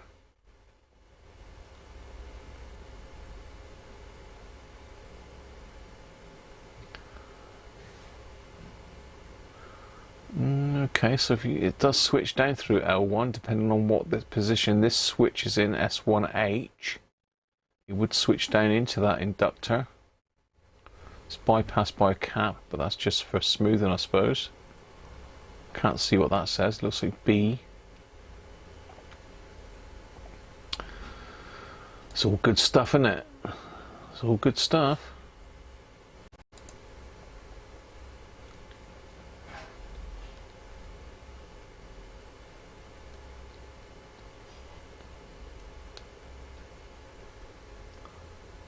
You're going to study him in college, Thomas. Well, good luck, mate, if you manage to find a course for electronics. There don't seem to be a lot of electronics courses about these days. I fancied doing one back when I first started doing all this sort of work. I really wanted to do an electronics course, and there wasn't anywhere. Nothing. Not a dicky bird. Everybody just said read some books, but I struggle to read books and learn from just reading books, to be fair. I'd rather learn by doing it practically, you know?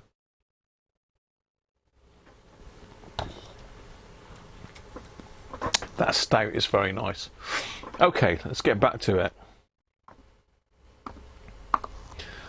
Let's get back to it. You like BJTs, but you're a dinosaur. Rob, you've still not done that yet. You've been on that for over a year. So Rich is saying the emitter acts like a buffer for current gain, not voltage gain.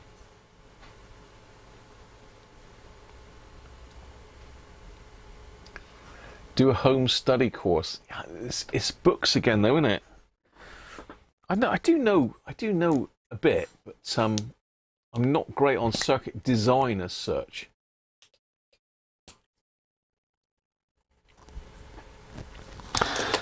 I don't know whether I've got a bit of learning difficulties, but I do struggle. I do struggle to learn stuff.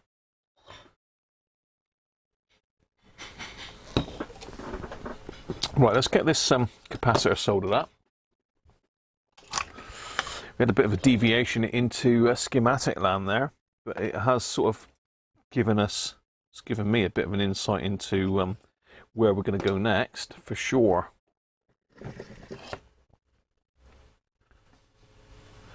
So we can see where the audio path is now through the board.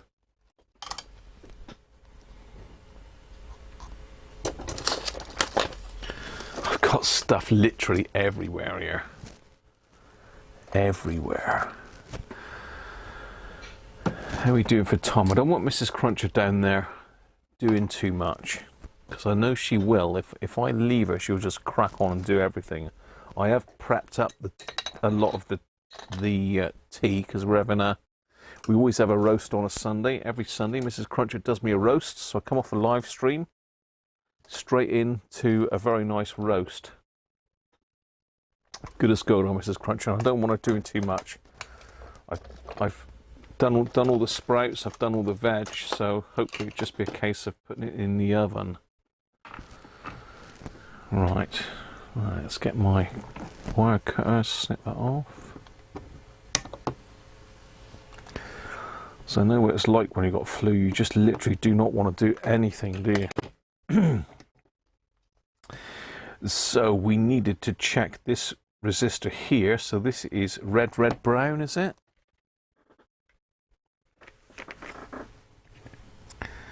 Yeah, that's it, red, brown. So that's another 2 something, isn't it? 2 red, brown. 220 ohm.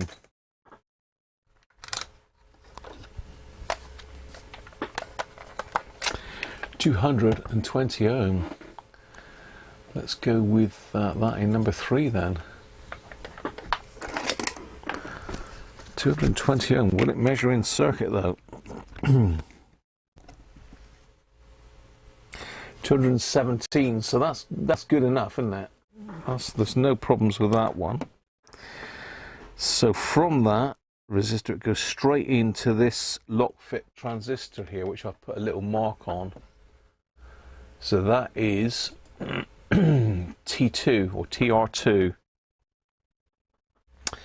So I want to pop that one out next. So we know we're good right up to this transistor.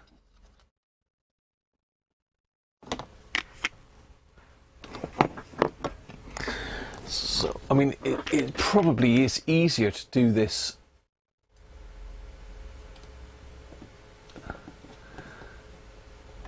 Difficulty. What am I trying to say? It's probably easier doing it by just following the signal through on the board. But being that we've got it to this stage and the board is out, it's very difficult to keep taking the board in and out because of the way they've wired it all up. So it looks like the transistor is in here. I really ought to put my desoldering station on and do it like that. You did college and apprenticeship and you can promise you've forgotten most of it. You say that, but it does come back to you, Timothy, doesn't it? I know when Les comes round here, I'm amazed by the stuff he knows.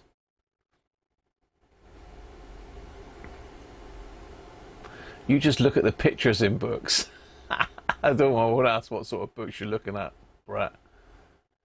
Check for audio on point 22 goes to edge connector to audio.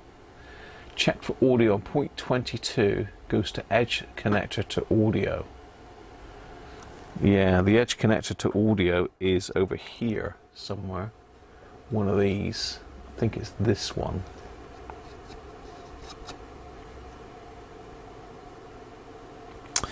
So I'm going to take this this transistor out when the desoldering tool comes up to temperature. I'm going to use the desoldering tool because it's in and out a lot quicker. Let's get some more stuff cleared up here while I'm waiting for that to heat up. It does take a little while to heat up that.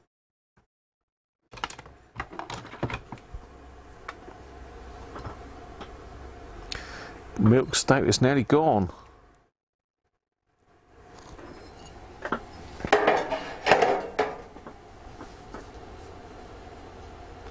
Just found an old Mullard transistor book you bought back in 1971. It gives the equivalent of an AF115 as an AF115. Those books are very good though, Ben. I've got to say, they are very good.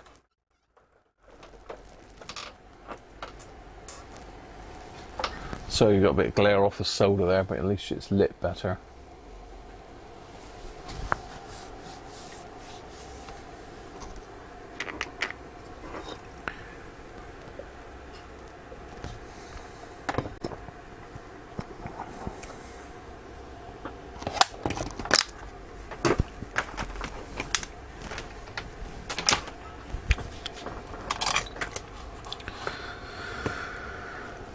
Right, we're up to temperature.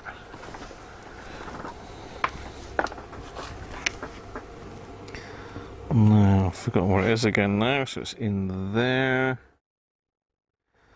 I'm looking for 3 pins, there's got to be those 3 there. So we've got there, there, and there.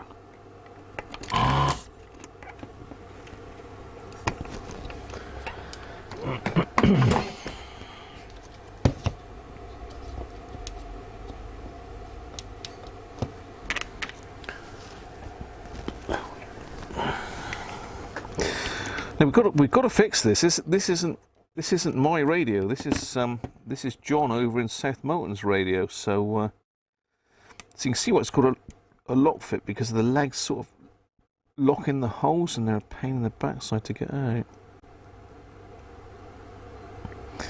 Can damage my fingernails trying to push them out now.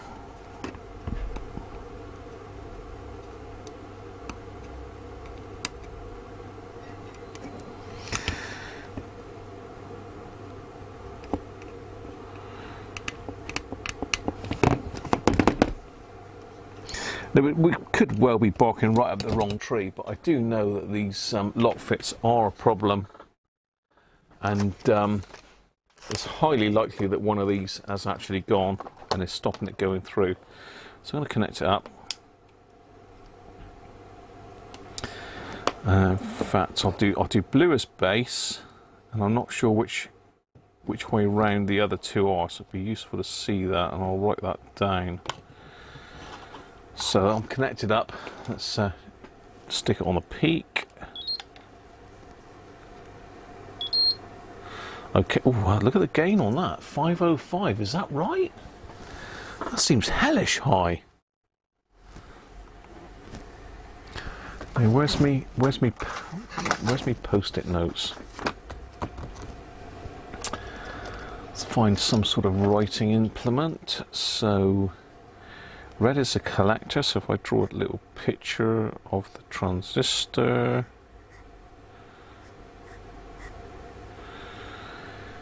the collector, blue is the base, and green is the emitter. So it's CBE. CBE, that one.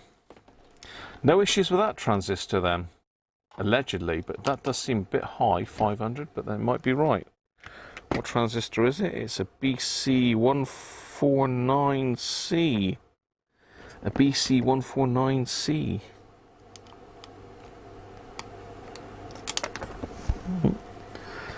So I'm going to go with that one as good.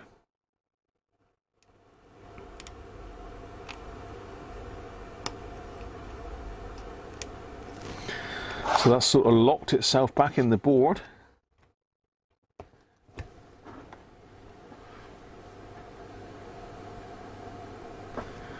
Yeah, gain is very good on it. Surprisingly good.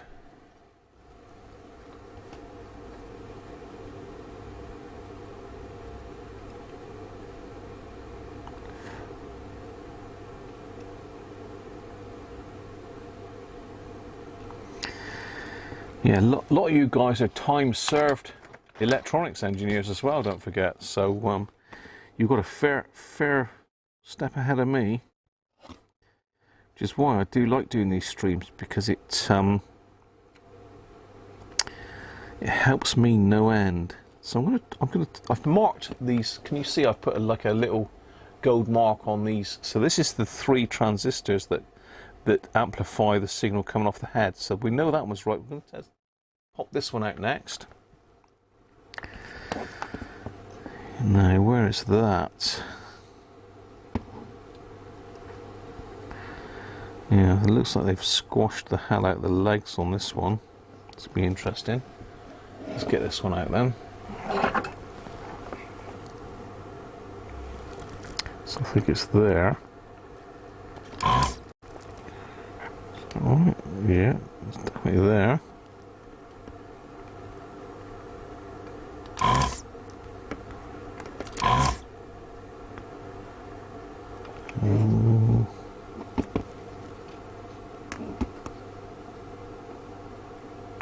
Yeah, and there.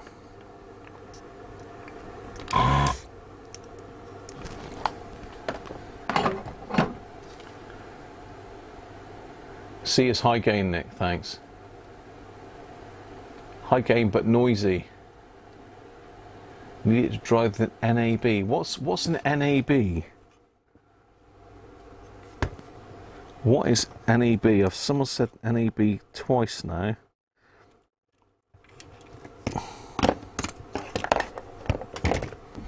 So this has been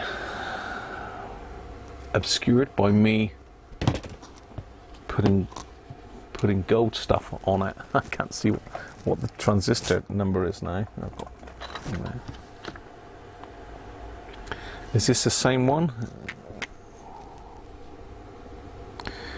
No, this is just a normal BC149 now. The other one was, like you say, a high gain. So let's hook this one up.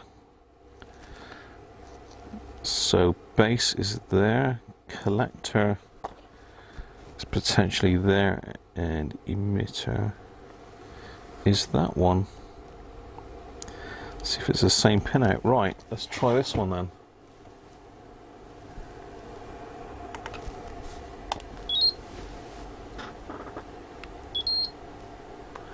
Yep, 317, so that was fine. Not as much gain. Again, this is a bit haphazard, because you can have a transistor that tests fine on a tester, but in circuit it's not good. So you know, really, because there's absolutely no signal coming out of it, I'm just assuming that one of these is actually gone. I could be totally barking up the wrong tree, but it may be that me cleaning that record playback switch has actually sorted the problem.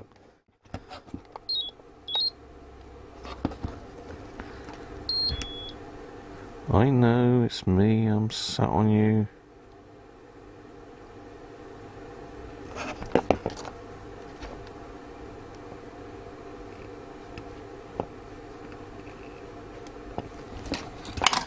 That's that one. So TR2 and 3 are okay, so I'm going to pull TR4 now, which is over here. And this, again, what is this one? I'm going to take it out first, just so as I know where I am. That's right on this capacitor as well.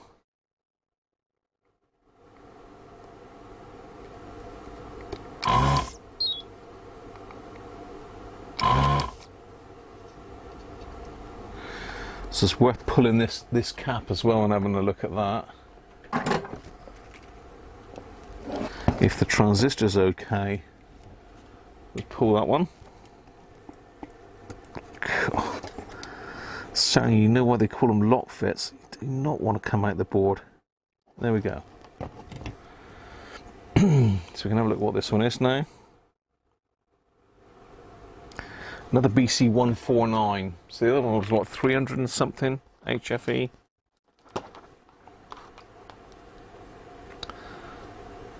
Blue base.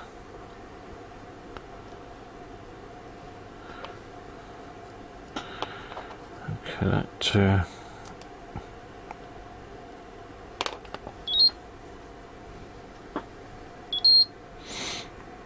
Yeah, no problem with that.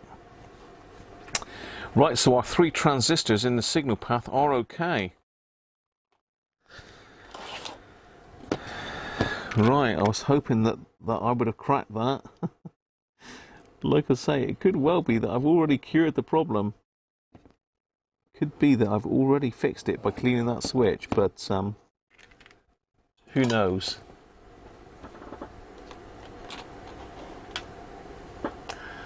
At 240 to 900, thanks for that, Ben.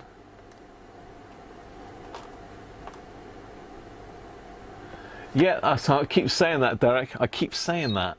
I mean, it may well do, but I don't. I've got so far into it, I don't want to put it back and then have to take the board out all over again, if you know what I mean.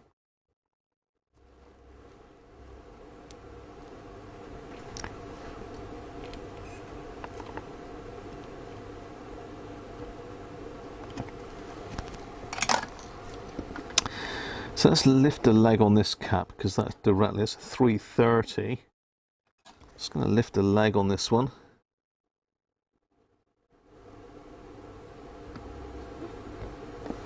I'm just going to check that one, the ESR meter. So 330, come on then. Eyes down looking. 330, what do you think it's going to measure?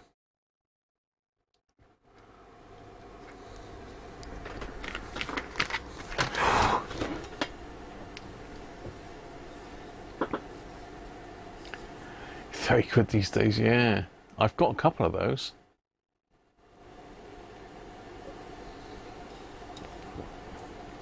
$340, Robert? 355, 360.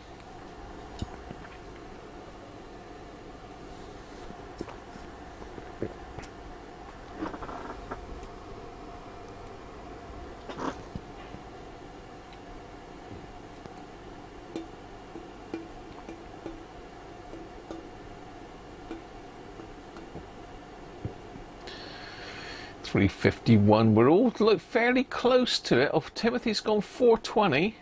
Theo 410.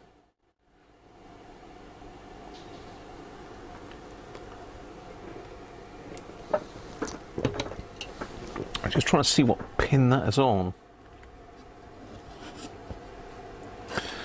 So that capacitor is on the collector of that transistor. I assume it goes to ground. I'll tell you one thing, I'm not 100% sure where I took it out of now. Yeah, it's definitely out there. Okay, are we ready?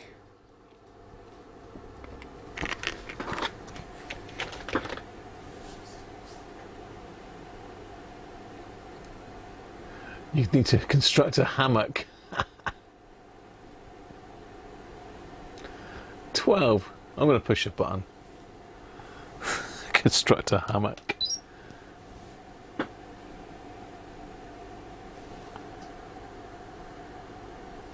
Okay. Let me just alter the lead position. There we go. Oh. Oh. Oh. Let me just move my leads about a bit. In circuit leaky. Let's just scrape that a bit. No. Oh. Oh. Oh. Have we got a dodgy cap? We've got a dodgy cap now. What is that cap? I don't think anybody got that. Let's have a look back to the schematic then. Now this is on the reverse of the board, isn't it? This is going to make things difficult. Oh, so CE8 is located on the underside, so this CE8 this is.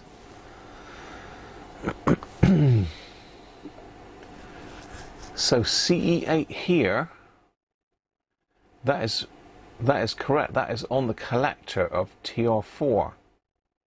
So that cap appears to be absolutely knackered.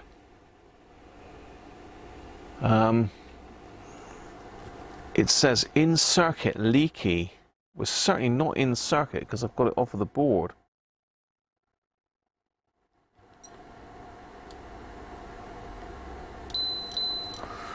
Yeah, okay, that's not good.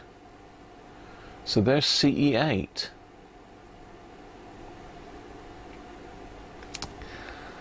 Have we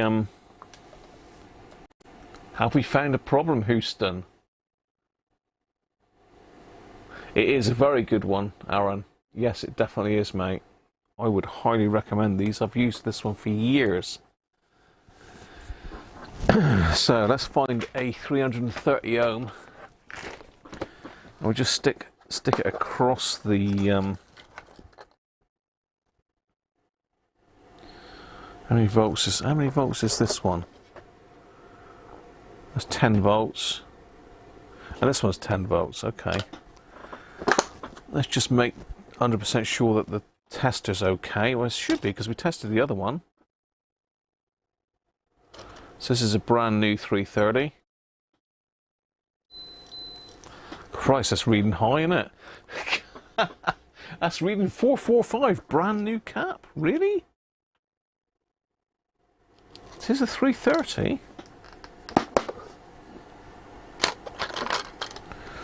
Try this one.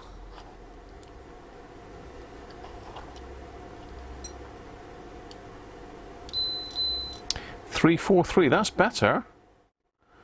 That's a 16 volt jack on. Visha, you are naughty. You are naughty. Let's try a whopping great one. This is too big to go in the circuit. This is 63 volter. Let's see what that's measuring. Yeah, 318. That's better. That one's very high for some reason.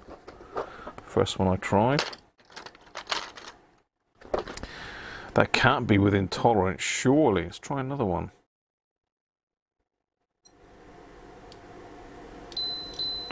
Yeah, they're all up around the 400 mark.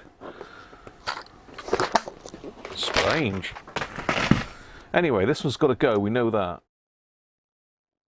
This one has got to go.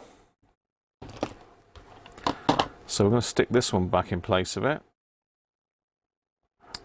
So negative is here, positive is there. Let me just mark that because I'll blink my eyes and I'll forget. So positive's there. Negative's over here.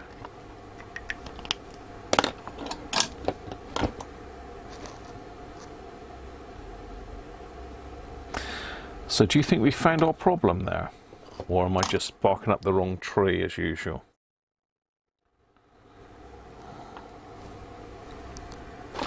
Let me put my eyes back on.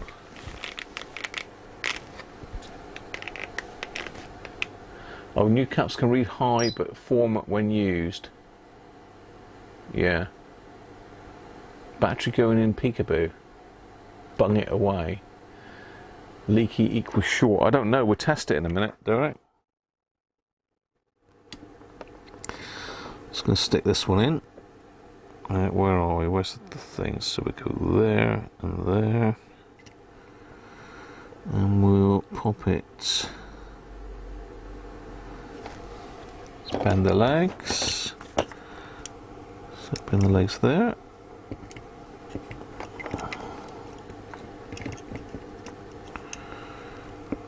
Bend the legs there.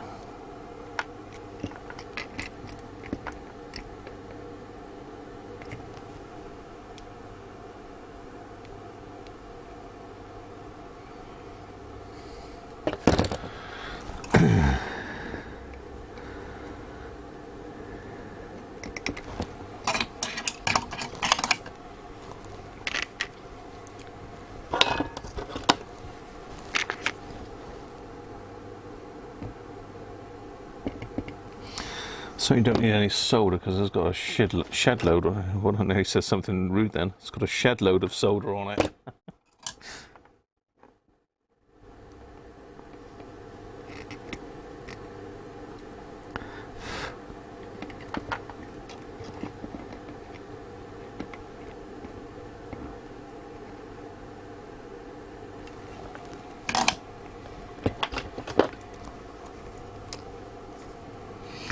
Okay, that's our new capacitor in.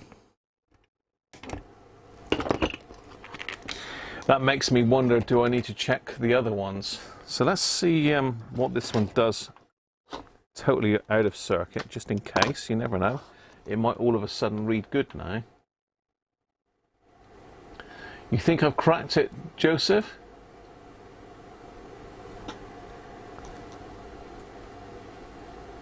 Fake vitiation? I don't think they are.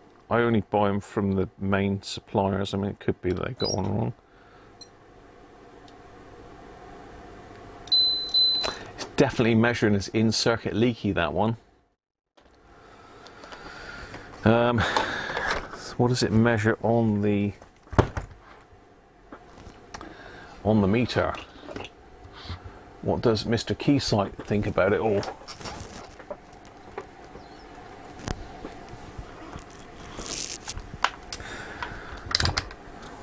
Ohms.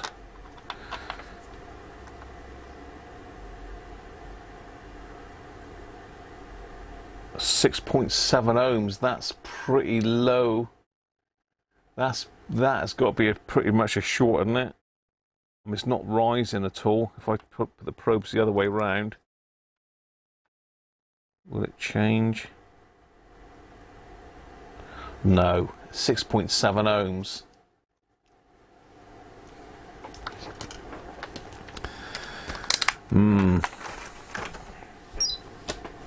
Knackered.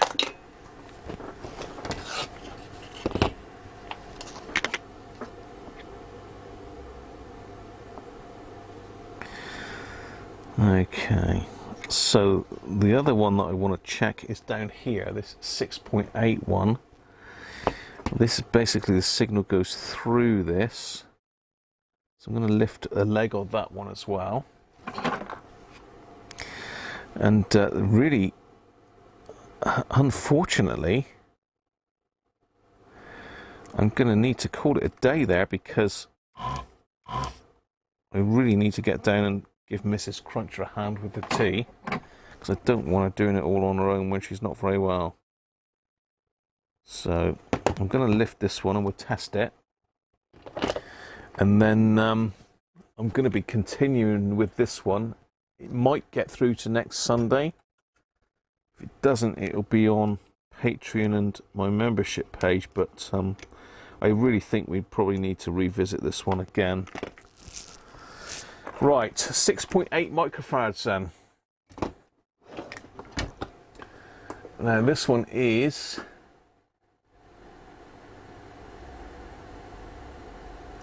that's a short for R46, it's fixed. I think we both cracked it, haven't we? This one was CE9, I believe, wasn't it, this one? Yeah, this is CE9. So this is on the emitter of TR4 now. So Derek reckons that we've actually cracked it by finding that one. Process of elimination, really. We could well be in the ballpark now.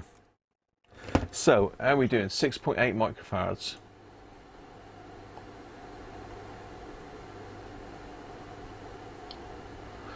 No, there's not. It's later, Hacker, unfortunately, Sean. Fails 6, 7.6, 7, 11, 23.8426. You off now, Derek, are you? Catch you soon, mate.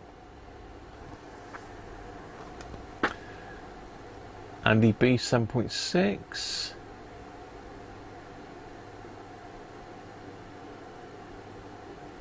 $7.2.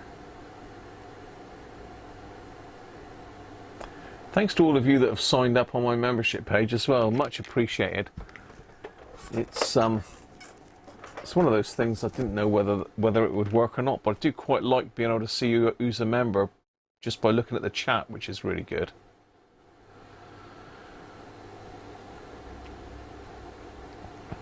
Right, should I push a button?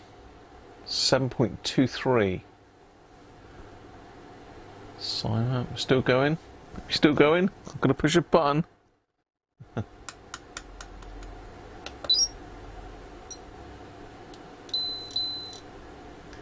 8.02. No, how far out of spec is that? It's not a massive amount out, is it, for a 6.8? If it's more than 20%, then we'll change it. 8.16. It's only just in. It's a little bit high, but I don't think that's going to cause us a problem. So who's nearest to 8 then? We got 7.6, 7.7 for Ben. 9.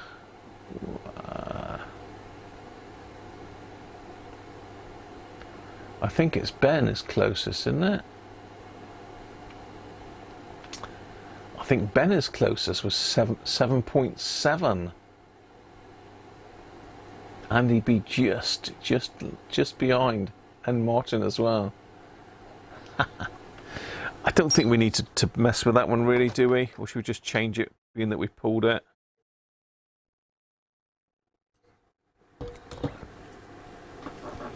I think that one will be fine. I'm going to stick that one back in. I'm going to stick on back in.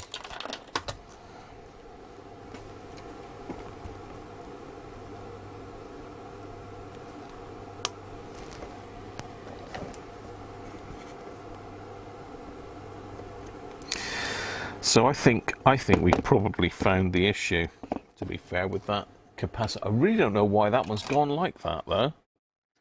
That's really strange. You know, normally they go high. It's very rare that they actually totally fail.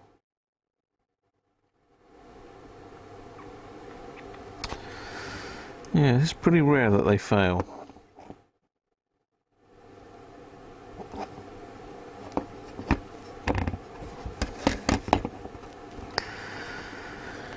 So let's put a mark on everything that we've tested, just so as I remember, because I'll forget. So we've obviously done that cap, we've tested that one, we've tested that one, we've tested that one, we've tested that one. We've tested that one.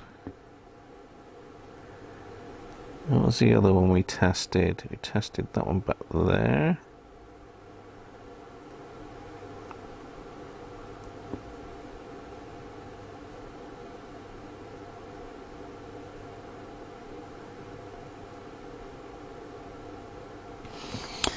Yeah, I think we're probably there, but as I say, I do need to end the stream there, which is a real shame, because I'd have loved to have cracked on a bit further than that.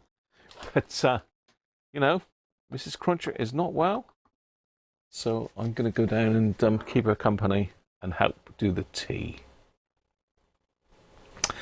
Auntie's saying do CE10 as well. I'm not sure where CE10 is.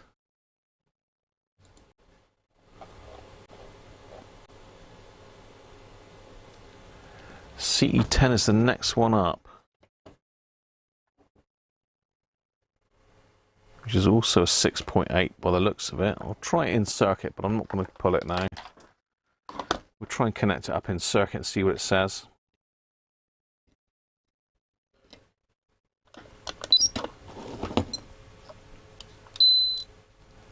Saying it's 7.8, 1.12, so I think that one's probably okay, to be fair. But I will pull a leg and test it. In fact, I think what I'll do is in the week I will. I think in the week I will just go through and check all those caps, just lift the leg and make sure that they're all okay. So I think we've made some big progress. End of the day, we had a non-working radio. We've now got a working radio. We've got a cassette mechanism that works, but there's no audio from it. So the mechanics of it work, but we've got no audio through, and it could well be that capacitor putting the grounding it out. So fingers crossed. I think Derek Cooper is quite confident that that's sorted the problem. Thanks very much for all your good wishes anyway. And thanks for the super chats today. Much appreciated. And to my Patreons and my members. I must put a little bit in the credits for members as well. Most of my members are Patreons as well. So I think we've got Russ. Russ is my sole member that's not a Patreon. So Russ, cheers Russ. Give you a special mention, Russ, because you're a member. That's it then, people, for today. I hope you've enjoyed that. If you've got any questions, then pop it in the comments below. Any advice, please stick it in the comments below. So cheers everybody, have a great one, and I'll catch you next Sunday, if not before. Bye for now.